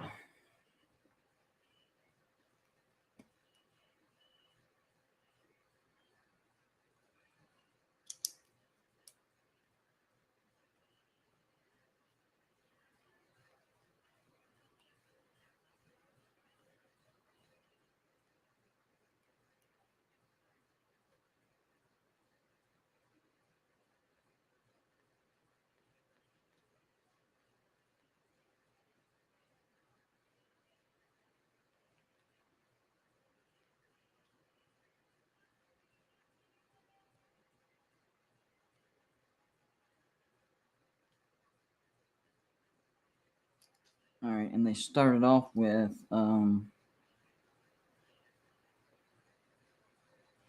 see.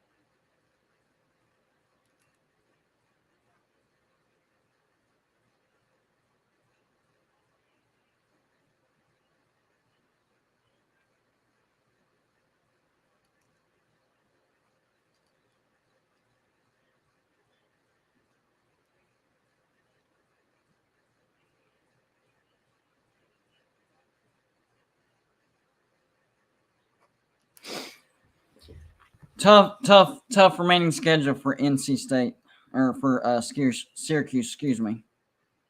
But still, that's a good win. I mean, it is a good win. Let's see. Tennessee has the ball back, 2nd and 1 on their own 11. First down, Tennessee. They need to keep getting first downs for sure. For sure. Is that a final yet? 24-9. It looks like Syracuse is going to do it. Even if NC State gets a garbage touchdown. Wow. And Syracuse had 2 turnovers. NC State. Oh, Tennessee. Big. To the house. Touchdown, Tennessee. Wow. Wow.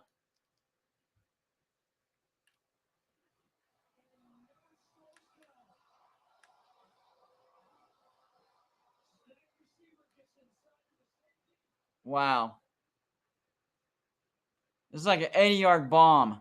The safety messed up bad. Wow.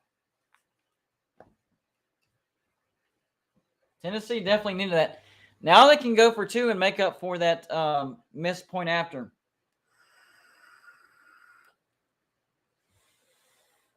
So it's now 40-35. This is a crazy game.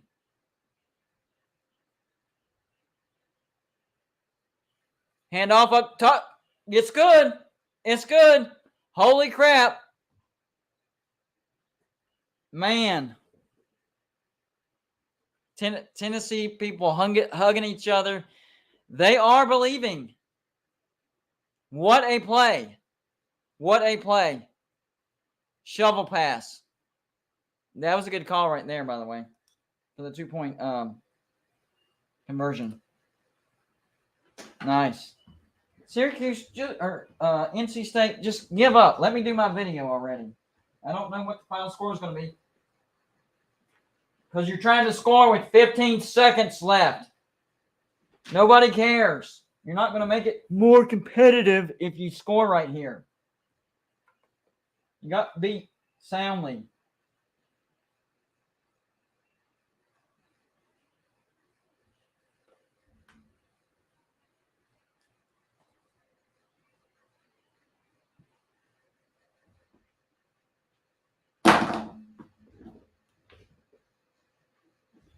Oh, these stupid things are getting messed up now. That gets moved down. That gets moved down.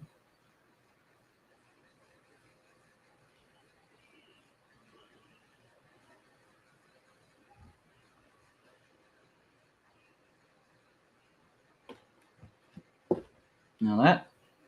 Now that. Now we're good. We're good again. We're good again.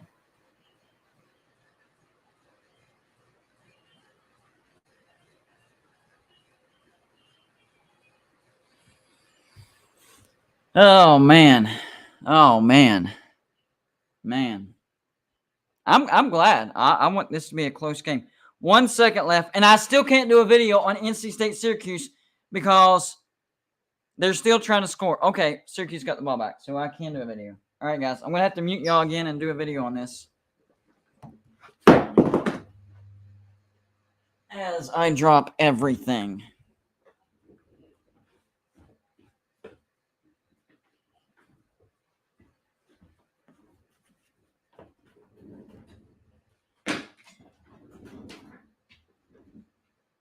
All right.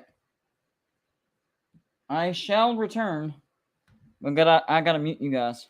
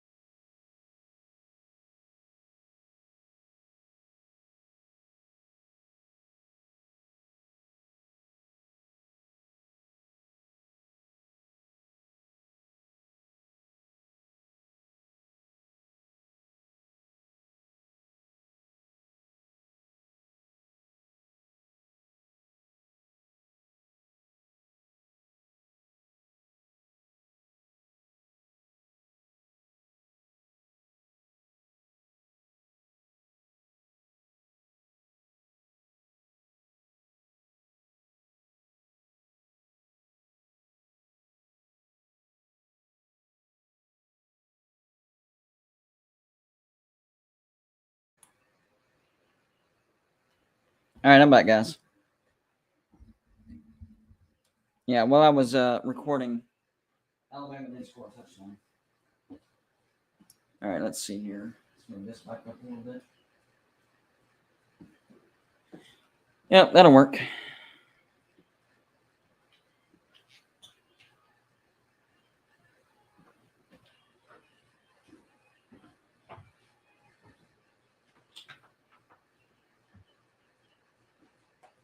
Well, this ending's gonna. Looks like this ending's gonna be a good one. Which I'm glad. I was actually fearful that Alabama was going to blow out Tennessee, but I'm glad Tennessee showed up.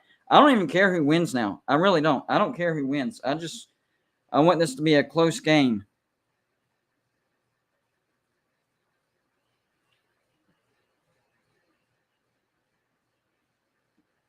All right, I do have to edit this real quick, guys.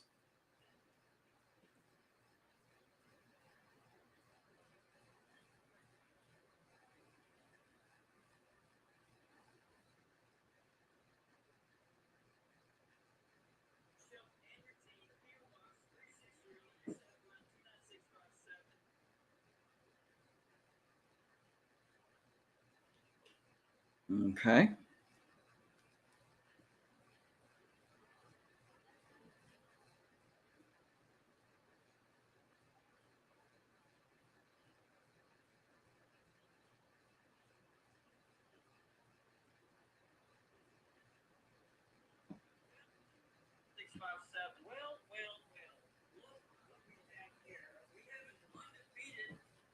Syracuse team.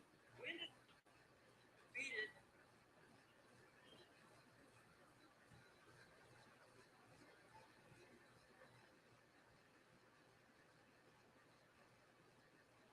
Syracuse team?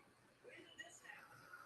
Well, Syracuse has played a. Looks like a flag on Tennessee. Their best win before today was probably the home win against Purdue, 32-29. Even that was a little bit of help from the rest. 8.5 minutes left, and Tennessee is still in the ballgame. Better than last year.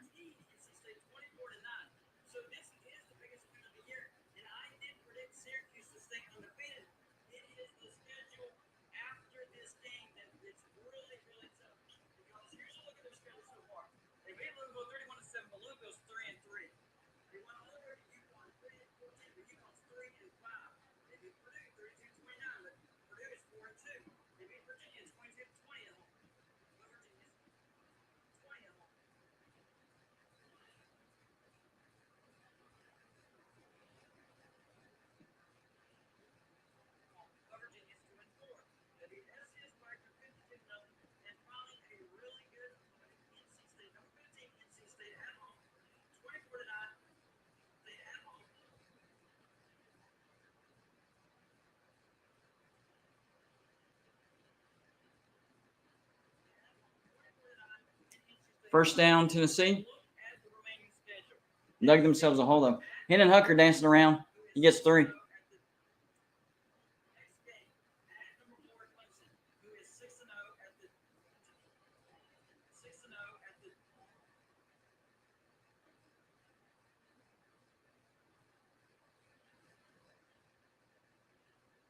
Oh, man. Touchdown, Alabama. Wow.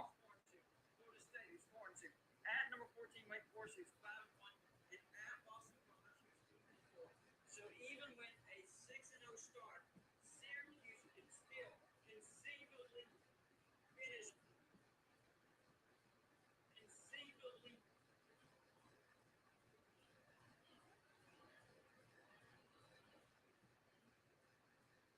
Tennessee finding a way to lose.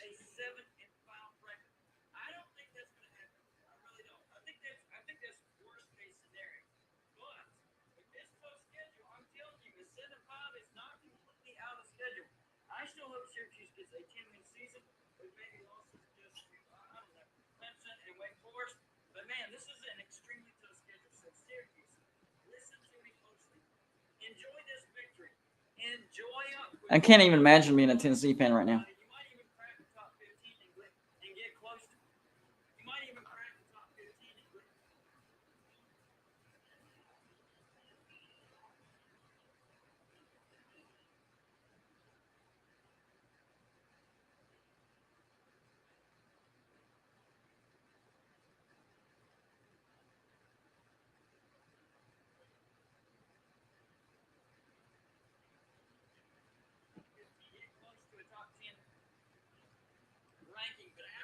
Wow. Get close to a top 10.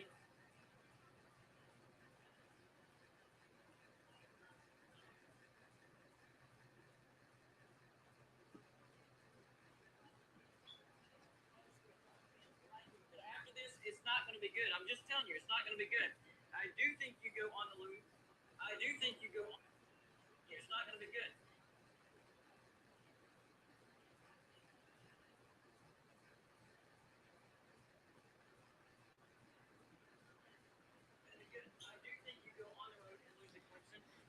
Sorry, I'm not sad. I'm not a Tennessee fan. I'm just editing. That's crazy, though.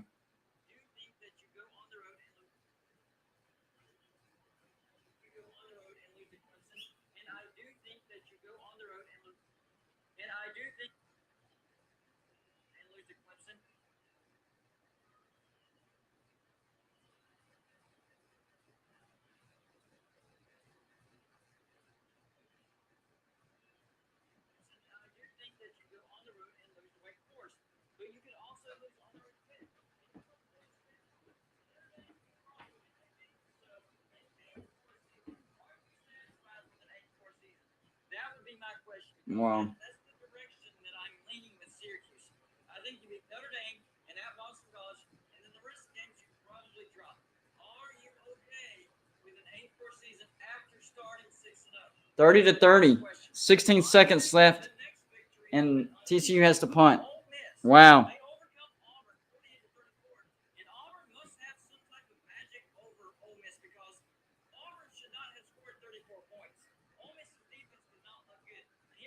8 seconds left. This one might go to overtime. So Ole Miss does snap a 6-game losing streak to Auburn. How that's possible, I don't know. But you finally did it, Ole Miss. You snapped a streak, a bad losing streak to Auburn. I still can't figure out how that happens. But here's the look at the rest of Ole Miss's schedule. After this, you get at LSU, who scored 2. At Texas A&M, who's hot and cold at sometimes, but they're 3-3. Then you get A&M, who's hot and cold at.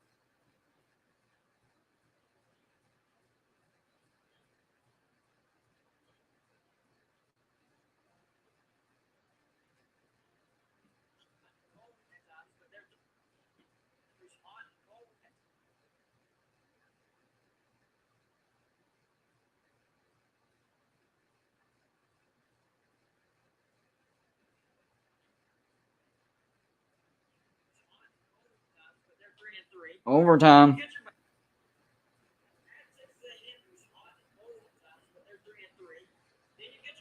So TCU has the momentum because they sent it overtime.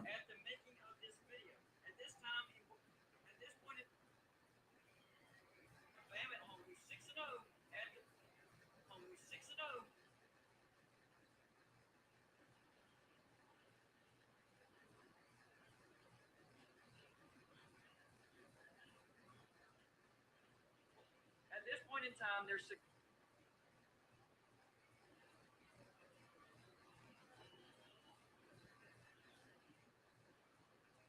Let's see. 6-0.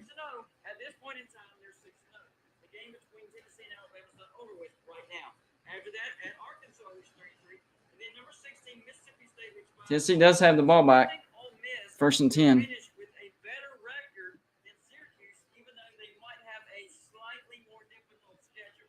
But I don't know. Syracuse does have a difficult schedule at Clemson, at Wake Forest, at Pitt, and then home game again, and then home at Wake Forest, at Pitt. And then home game again. And then home game.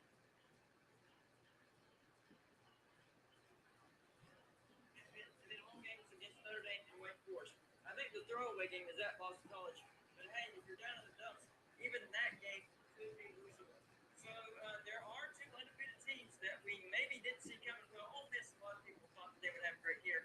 So maybe not so much Ole Miss, but Syracuse Flag. still undefeated. And I'm telling you, Syracuse fans, enjoy this win because you have a very Game's not over yet. Tennessee's still fighting. remaining. I think you can go 8-4, but 7-5 is not. Pass interference on Alabama. It is most certainly not out of the question.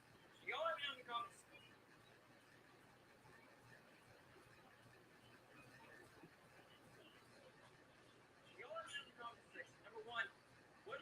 final record of Syracuse is going to be? And number two, what do you think the final record of Ole Miss is going to be? Do you think that Ole Miss has a shot to make the playoffs?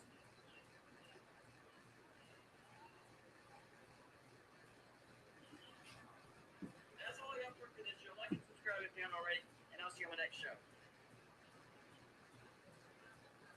All right, so Alabama does have a 1st and 10 on Tennessee has a 1st and 10 on the Alabama 49, and Hendon Hooker is losing his touch right before our eyes.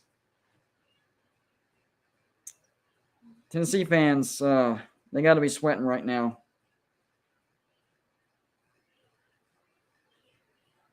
I thought Tennessee wasn't ready for the spotlight, and they're proving it right now.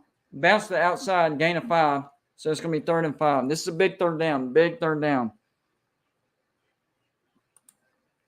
John Waffle HGP, thank you for the $4.99 donation. Says, yeah, Syracuse should enjoy the win. They aren't beating Pitt. Yeah, I think Syracuse, after starting off 6-0, I think they end up finishing 8-4, to be honest with you. I think they lose at Clemson. I think they lose at Pitt. I think they lose to Florida State, and I think they lose to Wake Forest. The only two teams that I think Syracuse beats going forward is possibly Notre Dame. They might lose to them, though, and then at Boston College. So, yeah, they absolutely need to enjoy being undefeated right now because it's not going to last long at all. There was a penalty on Alabama, so Tennessee got a 1st down. I actually 100% agree with you on that.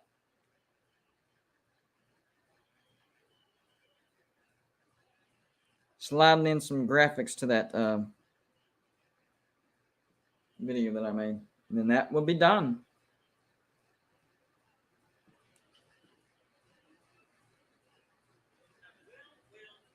Look what we have here. We have an undefeated Syracuse.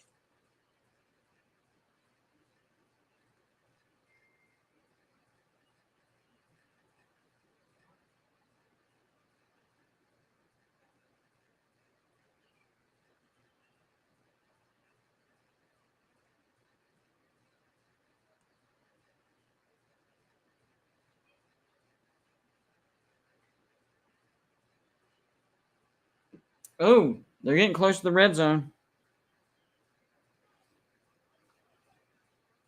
Yeah, I think Pitt beats Syracuse as well.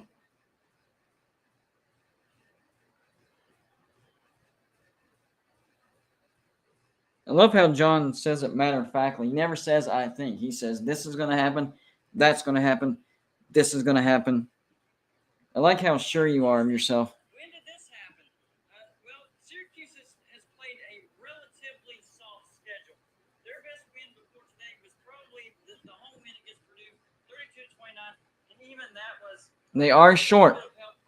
But today, they get a massive win, which I predicted over in...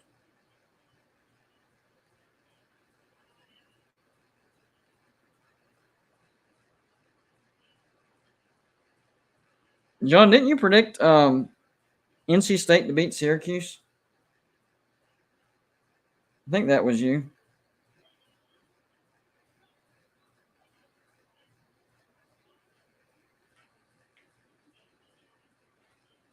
What's it going to be, Tennessee? They beat Virginia 22-20 at home. But Virginia's 2-0. Who is 6-0 at the time of the making of the... Oh, did they get it? There's a flag. I'm telling you, these refs are...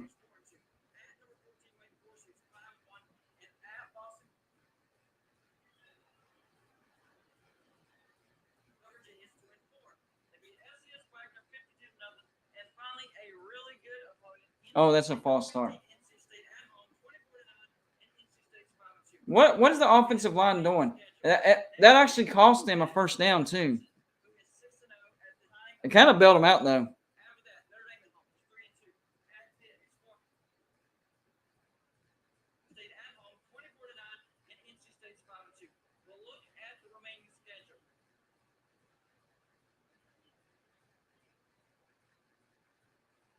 Well, they did bail themselves out because that's not a turn downable offense that happened before the snap.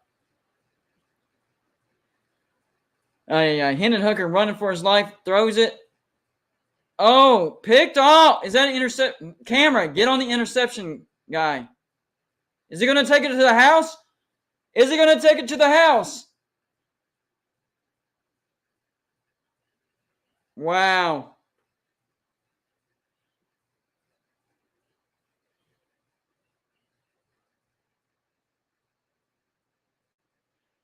I told y'all this was too big of a moment for Tennessee.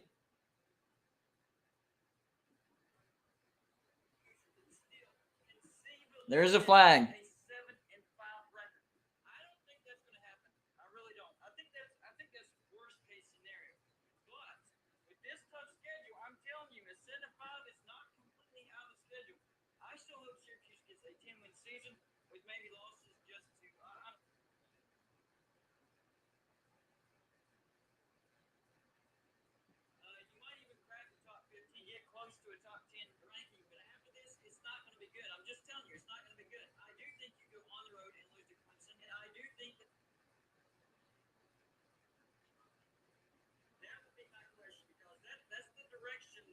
What's this flag going to be? I think you beat Notre Dame and at Boston College, and then the rest of the games you probably drop. Are you okay with an 8-4 season after starting 6-0? That's the biggest question. On to the next victory of an. Oh my gosh! They overcome Auburn 48-34. In Auburn. Oh, pass interference on Alabama.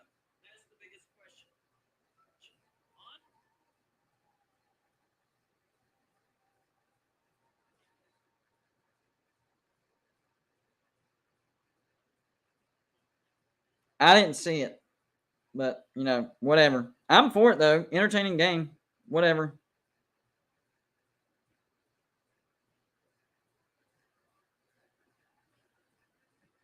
Wow, that's a big bailout. I'm telling you, these refs need to be investigated after this. Like, I'm definitely going to do a clowning video on them probably tomorrow. But this is crazy.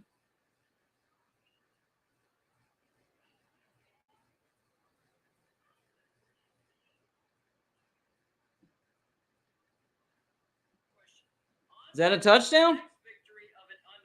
Holy crap!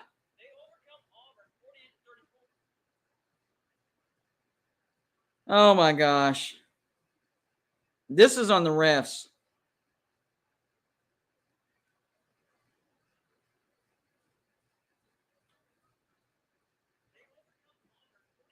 Did y'all agree with that pass interference? I didn't think it was. That should have been game over right there. I'm okay though. Entertaining game. The game's not over. And he makes that one. We're tied with 3.5 minutes left. Just as fans were about to leave the stadium.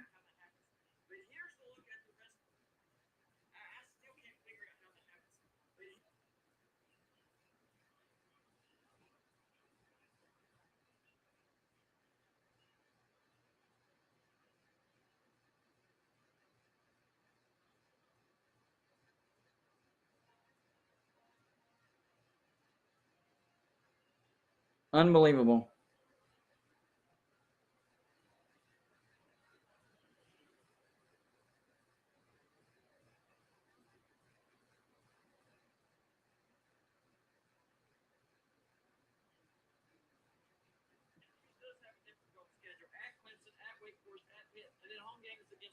Yeah, that was not.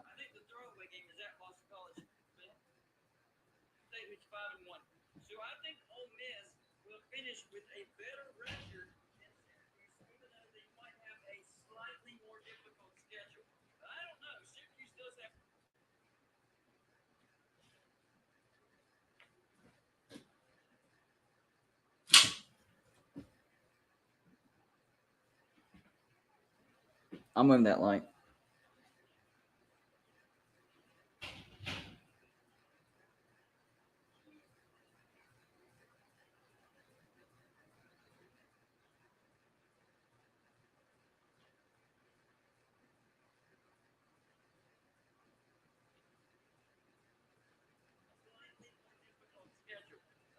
I'm not sure about that pass interference, though.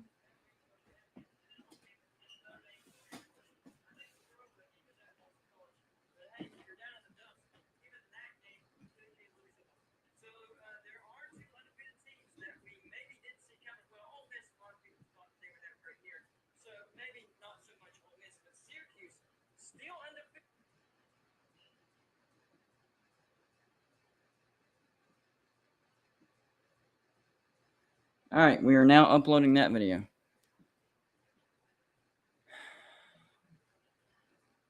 Tennessee now has hope again. I'm not going to lie, this is unbelievable, guys.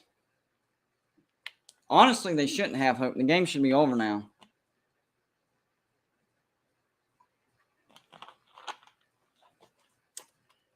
First and 10 with the ball on their own 25. Outside run. They're going to stop him for no gain. They are certainly pumped up now. Could you imagine that? The game is on the brink of being done, over with, and the flag bails you out, and now you're in a position to where you could win. Second and 10.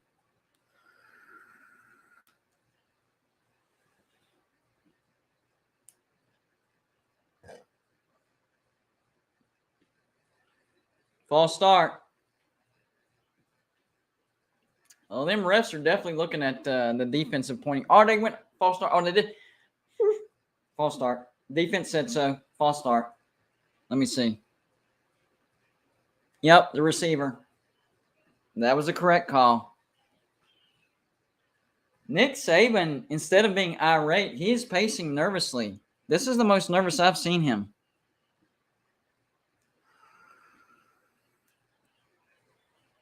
It is freaking loud in this stadium right now. Hey, Michigan, take notes on how to get a stadium loud. This is it right here. Oh, and LSU. I think Tennessee, we forget how loud this stadium can get because they haven't been good. Bryce Young back to pass. Did he catch it? Yep, he did catch it. Alabama's still doing Alabama. It's going to be 3rd and 2. Even a field goal would win it here if they can do it with time expiring. So this defense needs to really buckle down right here.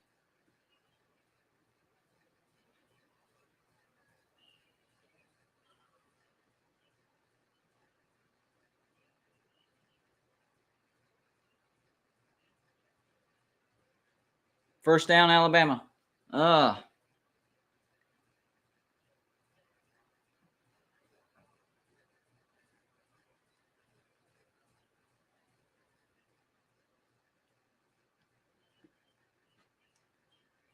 Ball on their own 38. Like, this time factor is hurting Tennessee. There is not much. You might start thinking, if they make some more first downs, you might start thinking about calling time out of your own, because you don't want Alabama kicking a game-winning field goal as time expires. Wide open. What is the Tennessee defense doing? Wide open down the middle. Wow.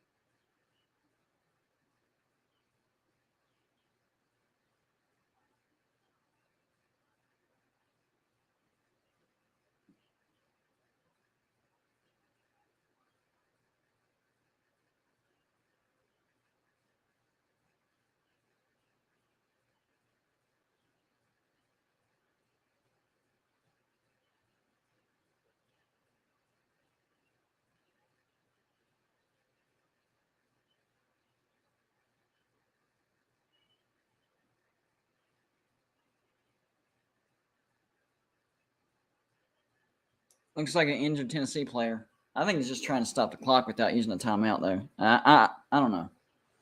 Less than a minute left. Wow.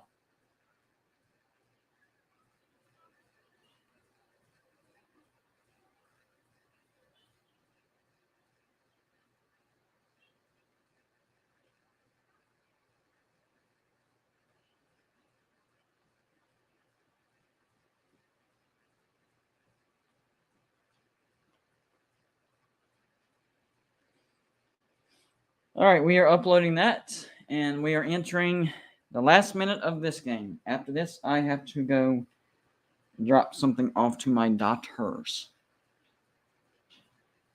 They're spending the night with my parents, and they forgot something. Good times, guys. Good times.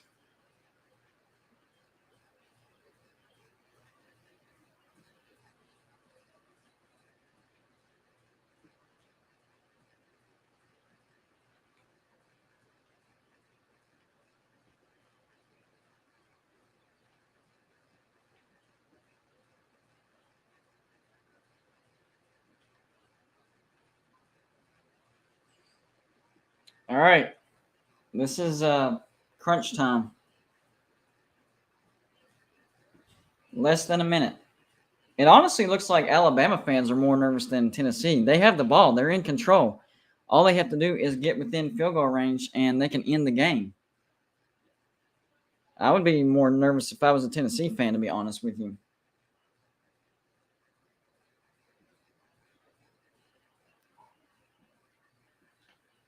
See, like 11 yards to get in field goal range. They must have one heck of a kicker.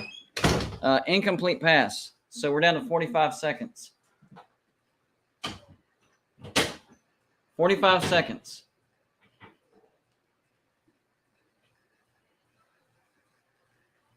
I don't know who he was throwing that ball to, but it was incomplete.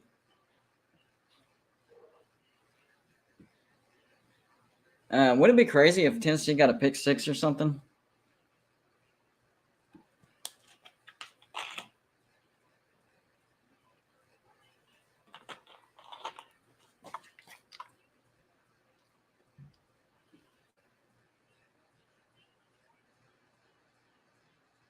Injured cornerback?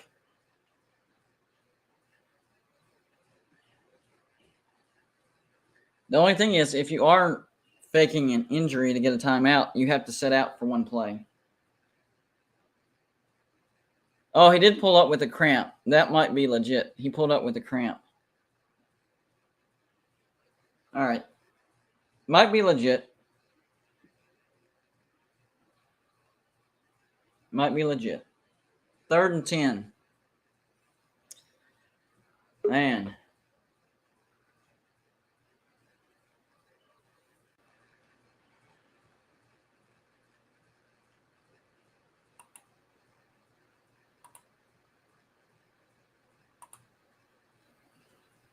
Hey, man. What's up, man? Pop in a second. I want to pop in a second because we've been over talking and chat about things, and I've got an idea for Patreon. So I think, although if we do our Patreon show on Sunday, I think what we'll do is instead of just going in and talking college football and everything and that stuff, we'll start having some fun with Patreon members. I've got tons of stuff I can give away and things. So we're going to start having like a little trivia thing in StreamYard. So I'll bring off his back foot, complete. Sorry. I'll bring a special good. guest in tomorrow. Any Patreon member that wants to, they can come to the show. We'll bring several of you in, and you can challenge him to the guest I bring into some trivia, football trivia from today's college football games. So I'll have a list of questions. If you can beat the person I bring in as a guest, you'll win a prize. We'll give away some hats. I've got some autographed books from football players, things like that. Wow. So we'll have some stuff for you. We start having some fun instead of just talking college football all the time. Have some fun in Patreon too. So Patreon members, $2 a month. You can join for as little as that. Be sure and do it and join us tomorrow. We'll do it about 4 o'clock tomorrow. So. Yeah, especially that will help in the off season because there's not college football going on in the off season. Right. Bryce Young over the middle, drops it. Mm. Could have had another first down. It looks like Alabama's setting up for a last-second game-winning field goal. That's why I said earlier, if I was Tennessee, I would have been using timeouts. I don't understand why you wouldn't. If a team is marching to get a last-second field goal to win the game, then don't you want to give yourself some time in case that does happen? It's like they're hoping for a miss that might not happen. You have to be prepared for after that. If that doesn't if that doesn't happen. Same thing that happened to us last year against Texas Tech. I don't understand why Neil Brown didn't call a timeout when they were driving for a last-second field goal. It didn't make any sense. Yeah, I said when there was 8 minutes to go, I told you that. I said Alabama needs a turnover to flip this thing so they can have the ball last. It's how it needs to be. And I swear the next play was a turnover. Alabama scored a touchdown. So kind of did flip it. So, all right, I'm going to get out of here. Just listen, anybody that wants to come in Patreon tomorrow, I'll post a link and stream to Patreon StreamYard about probably 3:30 over on Patreon. Join us. TCU beat Oklahoma State. TCU beat Oklahoma State. Yes, they did. Goodness. Yep, they sure did. Huh. And I tell you, Oklahoma State had a 30-16 lead. 30 to, and what the biggest issue that Oklahoma State had was they were up and they started trying to not lose. They started calling safe plays, and this is. Guys, this is what happens when you start calling safe plays and you start coaching to not lose. You lose. When are coaches going to realize to not do that? I don't get it. I honestly don't get it. When you start coaching like that, see you later, that's man. when you lose. See you later. See you, buddy. I don't.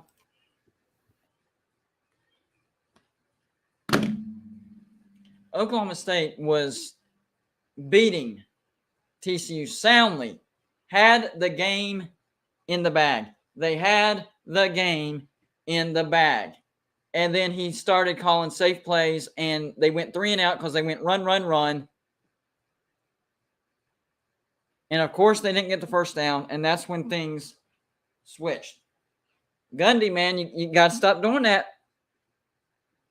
If things have been working the entire game, why would you change it up? Keep doing what you've been doing. That's common sense right there. The field goes up. It is no good.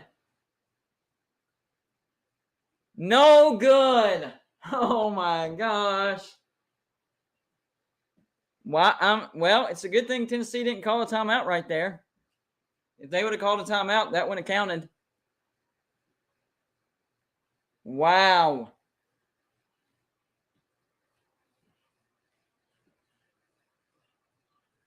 Wow. It started right and it stayed right.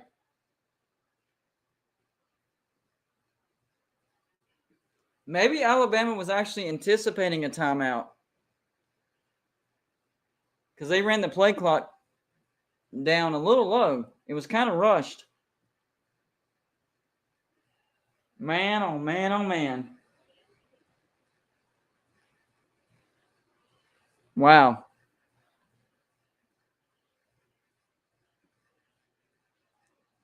Crazy. It's absolutely crazy. Timeout, timeout, timeout, timeout. What are you doing? Timeout, timeout, coach. What are you doing? You have 2 timeouts. Call a timeout. There you go. 1 shot to get in field goal range, and then Tennessee can win the game. Man.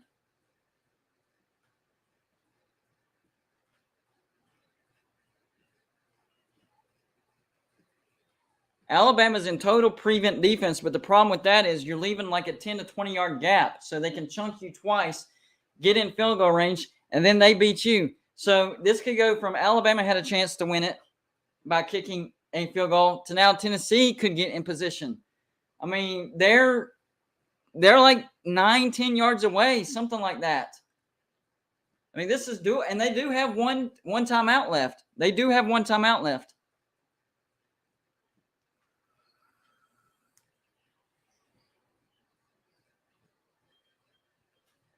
They do have one timeout left. Man, if Tennessee wins this football game, they might have to build a new stadium because these fans might tear it apart.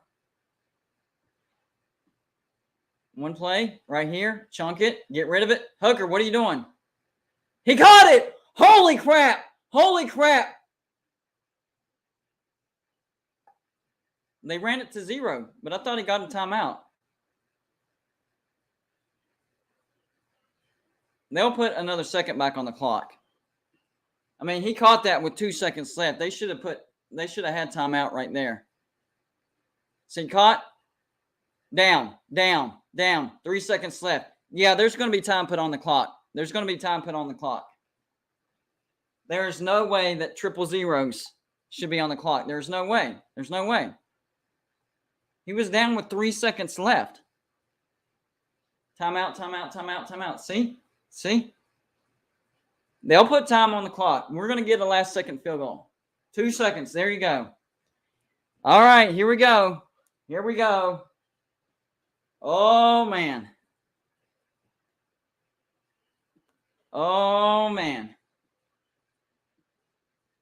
Does Alabama have a timeout to ice this guy? Yeah, they have 2. They do have 2. And it looks like Nick's going to do it. He's going to do it. Yep. There's the first one. Man.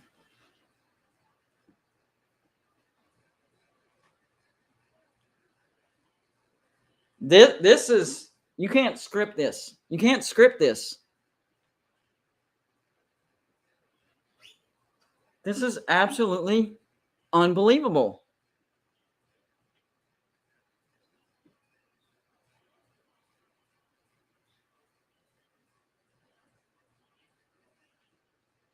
Yeah, he'll call both. This is unbelievable, guys. It's not that long of a field goal either, but he did miss a point after. Keep that in mind. It's a 30 or right around a 40-yard attempt, so it's not that long. It's kind of long.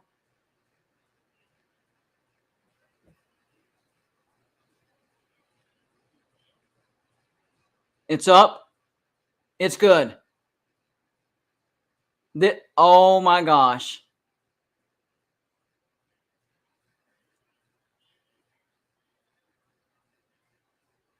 Wow.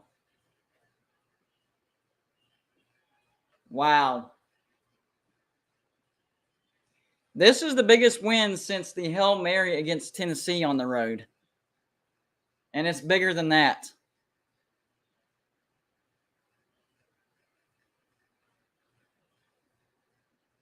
Oh, nice. A celebratory cigar. Nice to touch. Tennessee wins, guys. This is absolutely unbelievable. I'm glad I went live. We didn't have a big audience because YouTube not suggesting, but that's okay. I'm glad I did it. This was an epic game. This is wow. All 100,000 people might be on the field. I mean, there's already a good 10,000 on the field right now. Easy. Wow.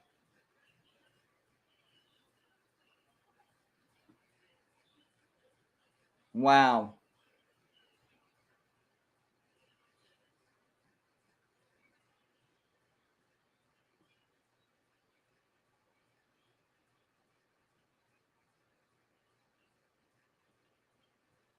There's your new playoff or favorite to make the playoffs out of SEC. Right there. Now, they do have to go on the road and beat Georgia, but their chances of getting to the playoffs just went through the roof, guys.